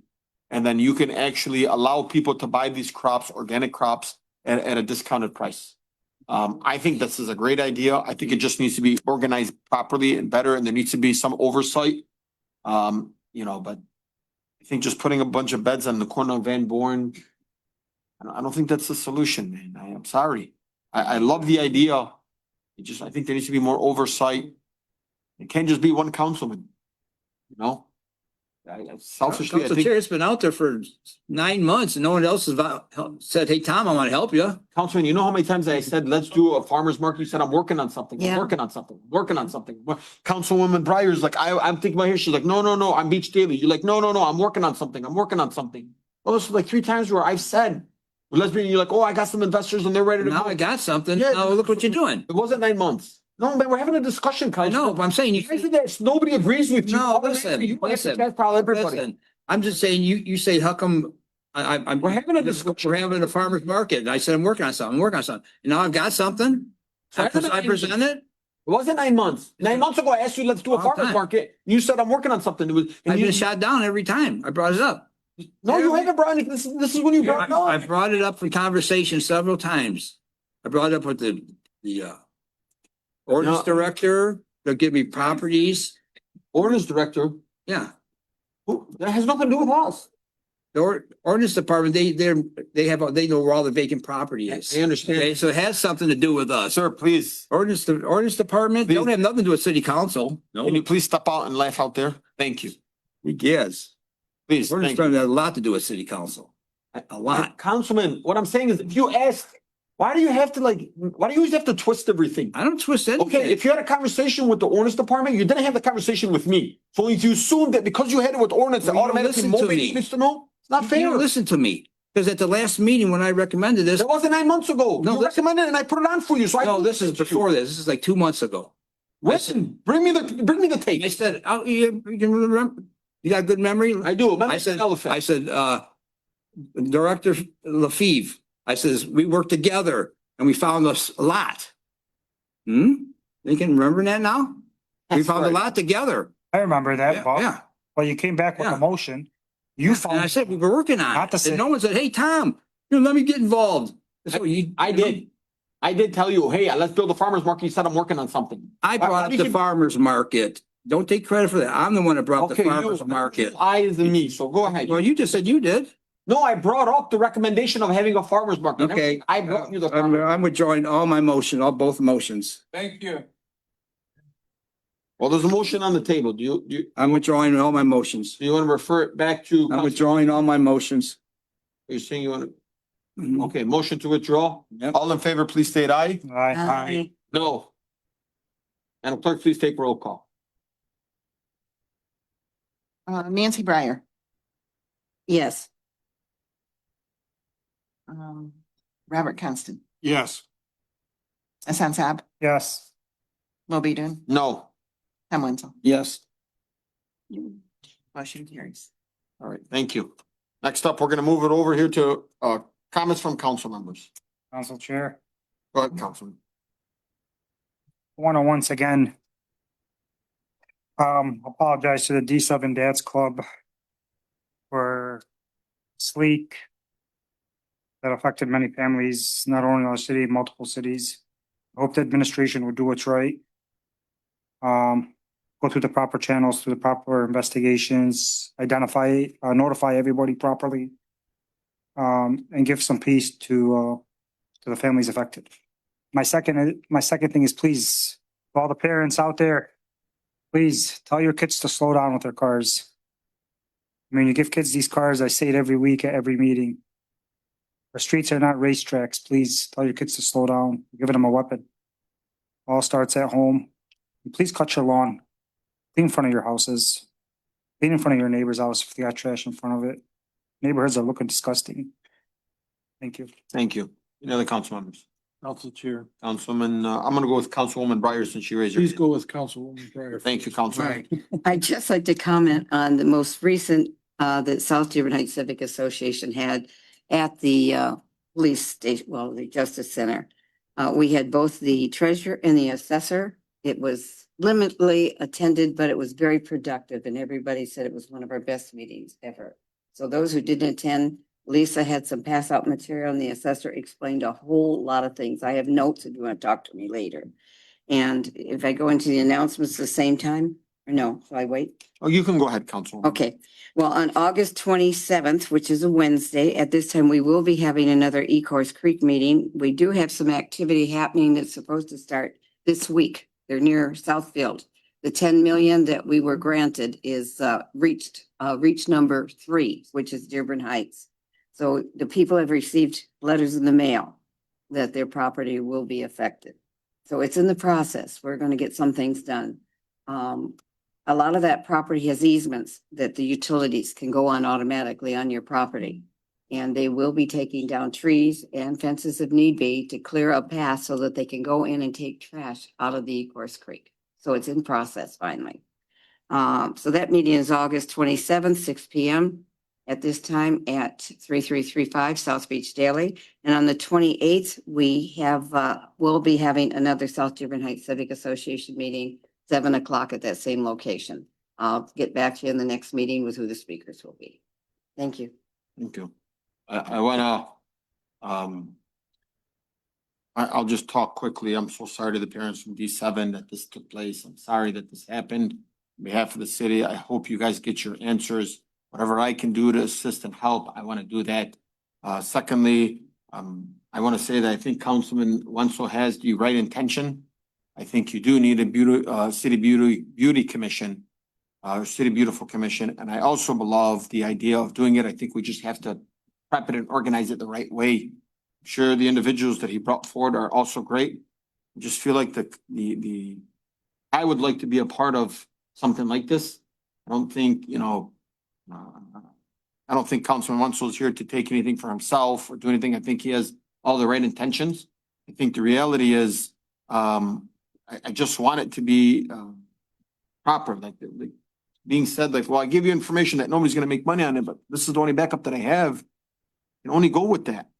And I'm not here to chastise anybody. I'm not here to blame anybody. Like, that's not what this is about. We're here about to have a healthy discussion, and I don't know why. Anytime somebody on this council agrees to disagree with each other, we're automatically this terrible person, it's failing the residents, and you're terrible. Like, oh, man, you need to stop being so hostile towards each other. I don't have an issue with you. I like you. I think you have, you have good decisions or you have the right thought process on this. And I think we just have to make better decisions. And something where everybody's included. And I don't want to say I took credit for wanting a farmer's market. I can tell you that I brought it up. Councilman Wenzel said, I'm working on it. I said, great. Then Councilwoman Breyer said, I want to do one, I think, closer like the Beach Daily side. And he said, no, I got something else in place. I'm talking to some people. I will let you guys know. And great, you let us know, but I feel like you could have let us know a little bit more in depth. I don't think this has anything to do with his, Jamie's kids. I don't think that's what he was trying to do here. I think really what he's trying to do is give back. And I think he's got the right intentions, but we have to do it the right way. Because like there are some safety things, does the individuals that he's bringing forward, Simon, Caitlin, are they gonna be insured? Do they have a contract? We have the contract. The oversight on Councilman Wenzel, like, are you gonna be held liable if, say, the ground sunk in or somebody got sick? Or E. coli happened? I don't know. I can tell you, I am not somebody that can garden. I'm terrible at it, right? My grass is the only nice thing that I have going for me. But the reality is, I think, we need to plan this out properly. My vote to not withdraw this was because I like the idea. And I think this is something that the city could really benefit from.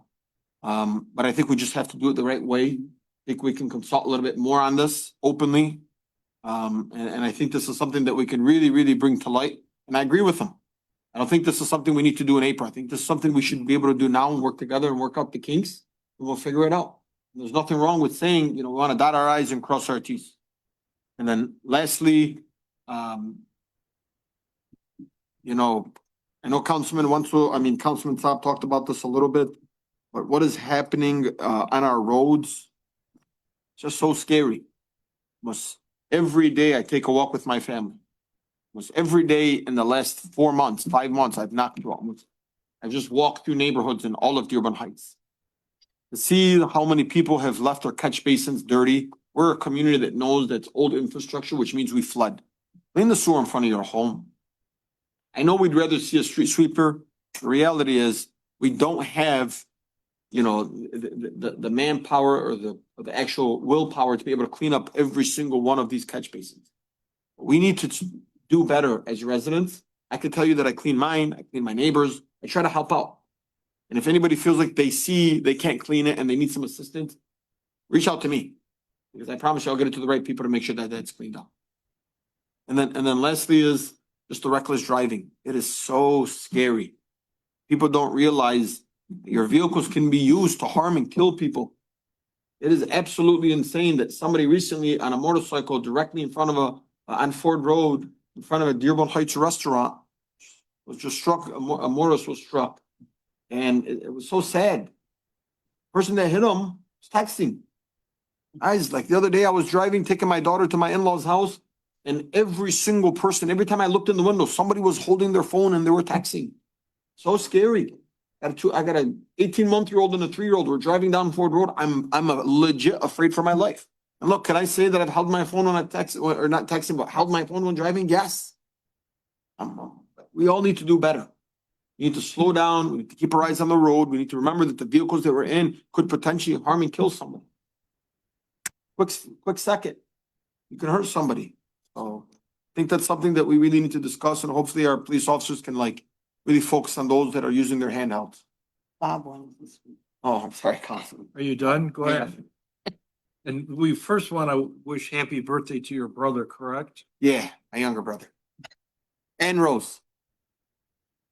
Your happy birthday to the council chair's brother, Hattie. Thank you, thank you. I want to assure everyone, the D7 parents that we conducting an investigation.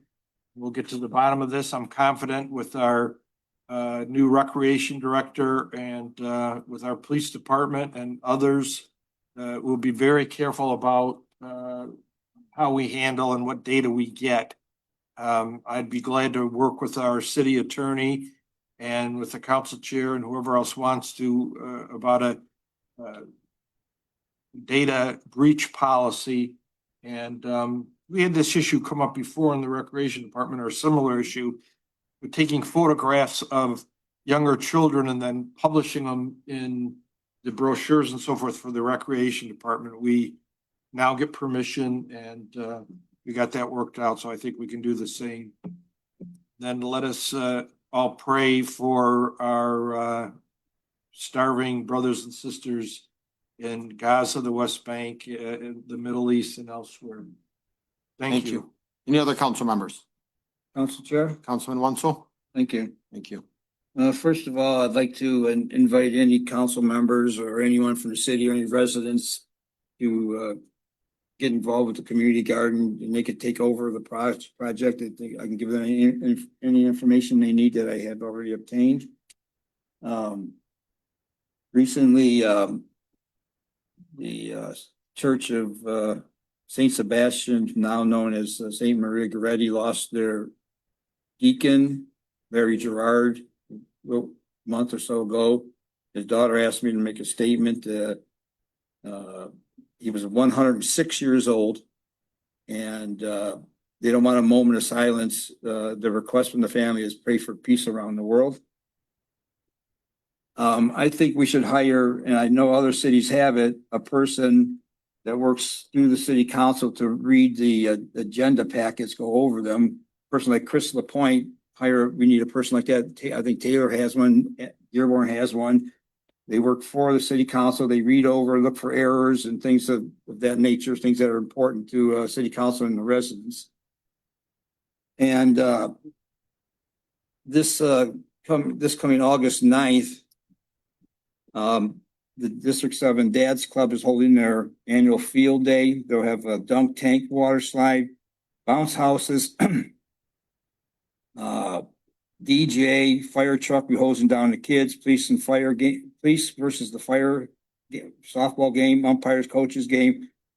Please come out, register your child for fall baseball and softball, and also come out, register your child for their fantastic flag football program. Be food and drinks available. What day is that, Councilman? Pardon me? What day you said? August 9th at Swapka Park. What time?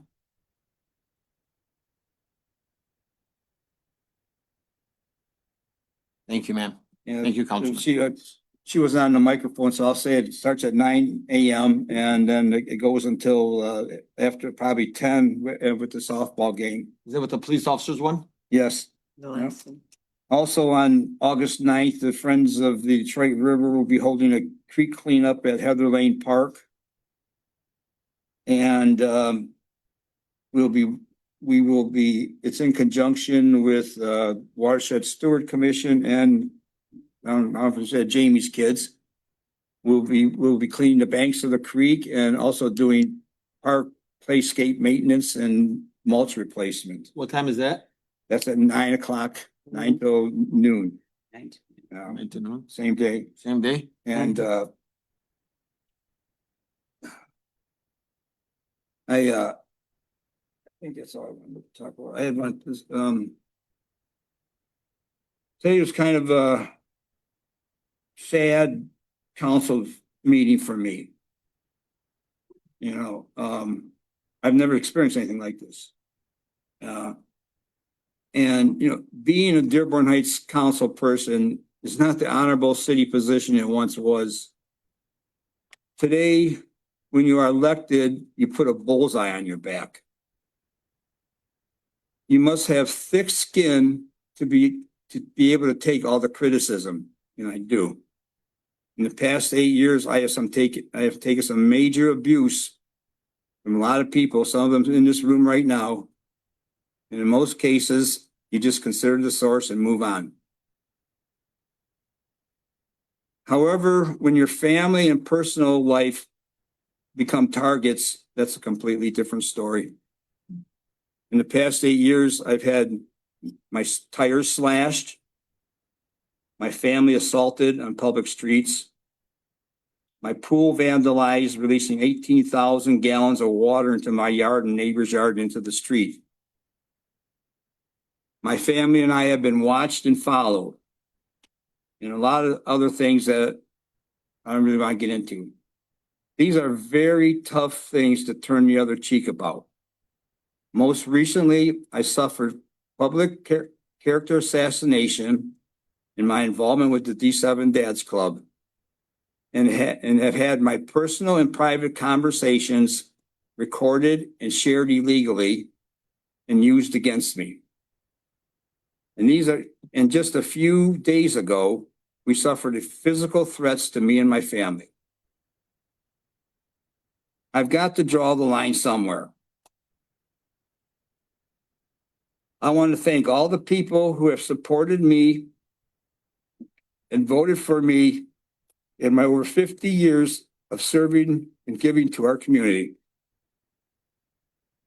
I was in church this past Sunday, and the Holy Spirit came upon me telling me, this is a sign from God. So regardless of the outcome of the November election, I will not be seeking to retain my seat as your Dearborn Heights City Councilman. I will be taking the next 10 days to spend time with my family and evaluate my role for the next 5 months. Thank you. Sorry. Move to adjourn, Council Chair. We've got somebody on board. I'm gonna take this over to public comments. Councilman, I will say that I can tell you, it's your colleague, friend.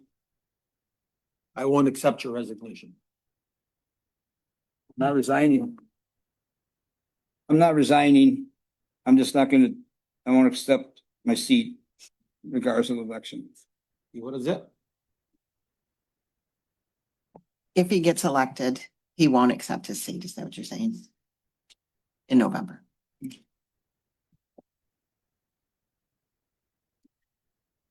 Well, good afternoon. You doing, sir? Please state your name, the city reside in. Asana Yuen, You have 2 Dearborn. minutes. I'm gonna talk to the chair, directly to the chair. You know, my son died of an overdose, and I don't have no grandchildren. But when you get Mr. Saab criticizing Mr. Winslow over here about his daughter, Jamie, his kids are, the grandkids sitting over here, it really bothers me. You want to sit there and criticize the gentleman? Excuse me. I don't like this. He sit there telling him, oh, your nonprofit organization has a part of it. If the guy even wanted to think about that, he thinks about his daughter before he does anything of that. This is sickening. And Mr. Saab, that smile, take it off your face. Because you want to sit there and criticize a guy. But you know what? Karma, if you know what that is, will come bite you. There's no threats allowed, Council Chair, please. You. You're threatening people and don't be pointing your finger at me. Don't be pointing your finger at me like you're gonna do something, okay? Nobody's threatening. You better chill and slow your roll, sir. Tone it down, Mr. Owen, please tone it down. Please choose your words I'm not wisely. Don't make- criticizing nobody. Okay. I'm allowed to criticize a public official when he's. You are not allowed to threaten Yes, people. threatening nobody. Yes, you are. No, I'm Hang on. Yes, Hang you on. are. Please, What- I got it I- from here. He was. Please here, sir, please choose your words wisely, and if there's any threatening things that. I'm not threatening nobody. Okay, these guys, come on. Just hold it down. He's just upset because I'm telling the truth. Okay, You guys don't like Tom. Don't bring his daughter up. That's what I'm asking.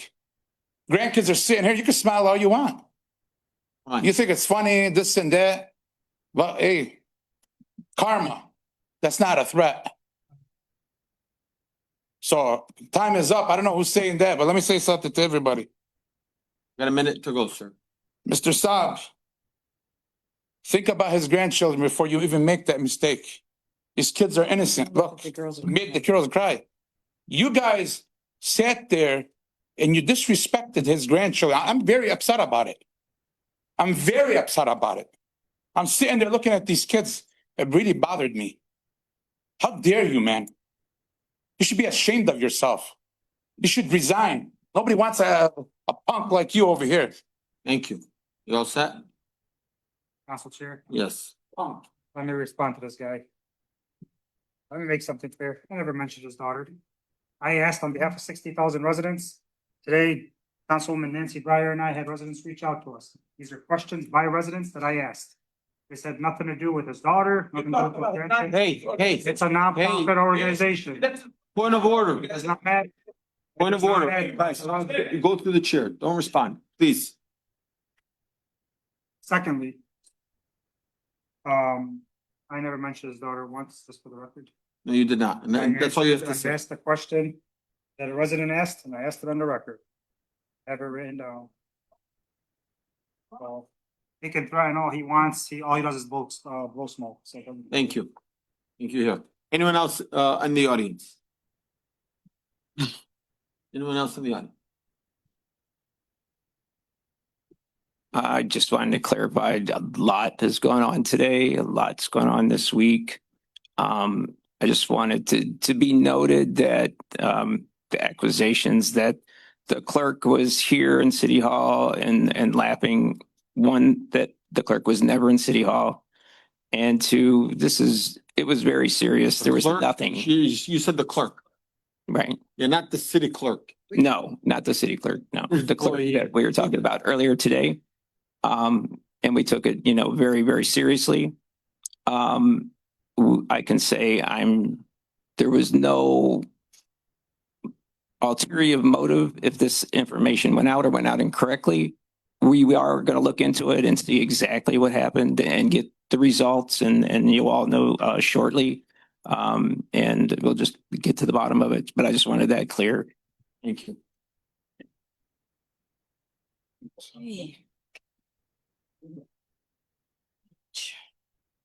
Lynn Senya, City Clerk. I just want to say how sorry I am for all the District 7 Dad's Club families that have been affected by this. I wish the administration had acted sooner on it, and I hope they follow through.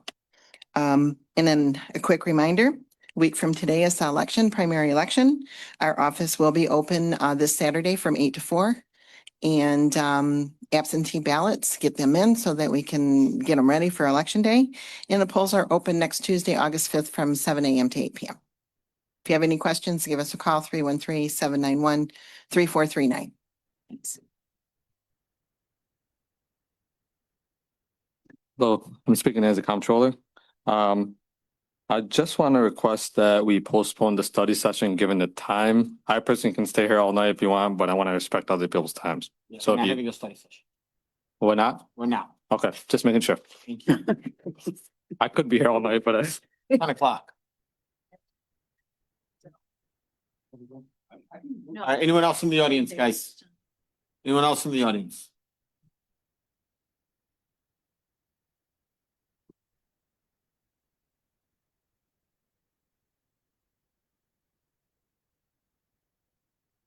Good evening again, Zuhair Abdullah.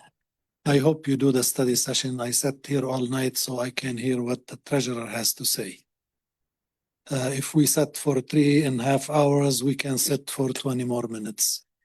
Second, I always believe when we sit on those chairs here, we are family, we are neighbors, we are brothers.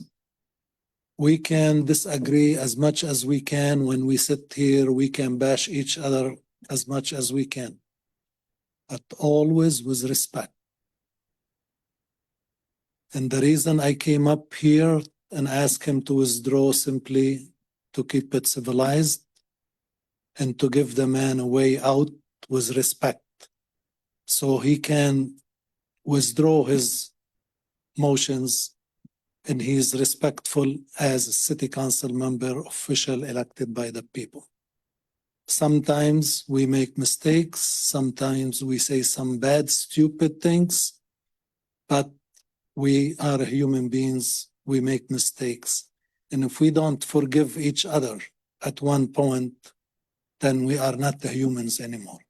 I just want to respond to Mr. Abdul Haq. I don't think, and I hope you're not referring. No, to no, me. no, I'm not referring, I'm just Yeah, giving you but I want you to my, know that the point of putting my something humble forward. opinion, because the discussion went far beyond what it's Mr. Abdul Haq. supposed to be.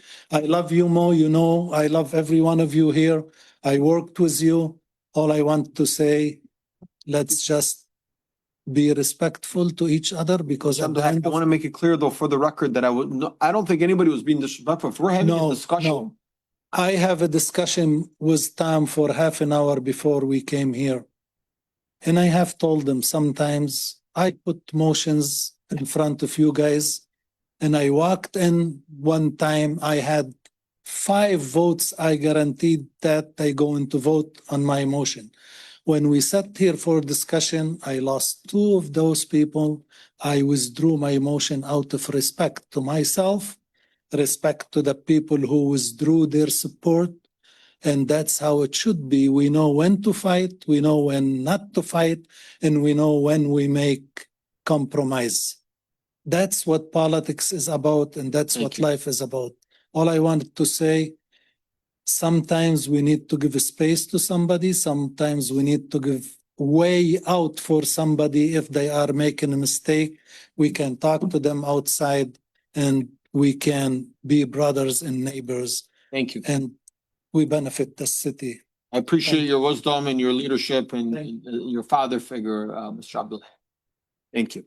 We'll move it over to anyone else in the audience. I'll take it over to Zoom. Hi, Sue Kaminsky, Amboy. I wanted to make something clear because obviously I wasn't planning on speaking. I was a little rattled. I do think the state police should be involved, but it is not because I do not have the utmost faith and support of our police. Our police force is down to 38 police people, not including those on leave. They cannot adequately patrol what they have, let alone extra patrol. And I think the state needs some oversight because child endangerment is a federal offense. So I wanted to make clear it was not anything but love and admiration for our police and respect, and that they just can't be everywhere. They do a stellar job with what they have to work with. And I wanted to thank council and administration and even Roger for doing what they do, and even Mr. Roger. even Roger. even our mayor for attending the meeting. I think everyone should have been in attendance, but I do understand they didn't want a free for all. And to the Dad's Club, for those that know me, great. For those that don't, if any of you want to reach out to me, council has my permission to give my phone number, and I will be more than happy to help you in any way that I can help to negotiate or facilitate this, or to work with you with administration to have this investigation done. And that's all. Thank you. Thank you. Can I get anyone else? Can I get a motion to adjourn? To adjourn.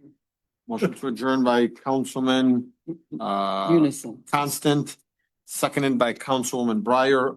All in favor, please state aye. Aye. Those opposed? The ayes have it, motion carries. Well, technically, there's a study session. This was in my email too. This was in my mailbox too. Sorry. I think the best thing to do here today is just to end this meeting. I think things are very heated. Recording stopped.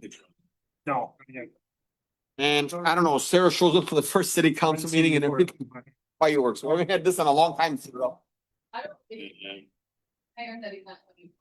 Oh. I know, I watched the whole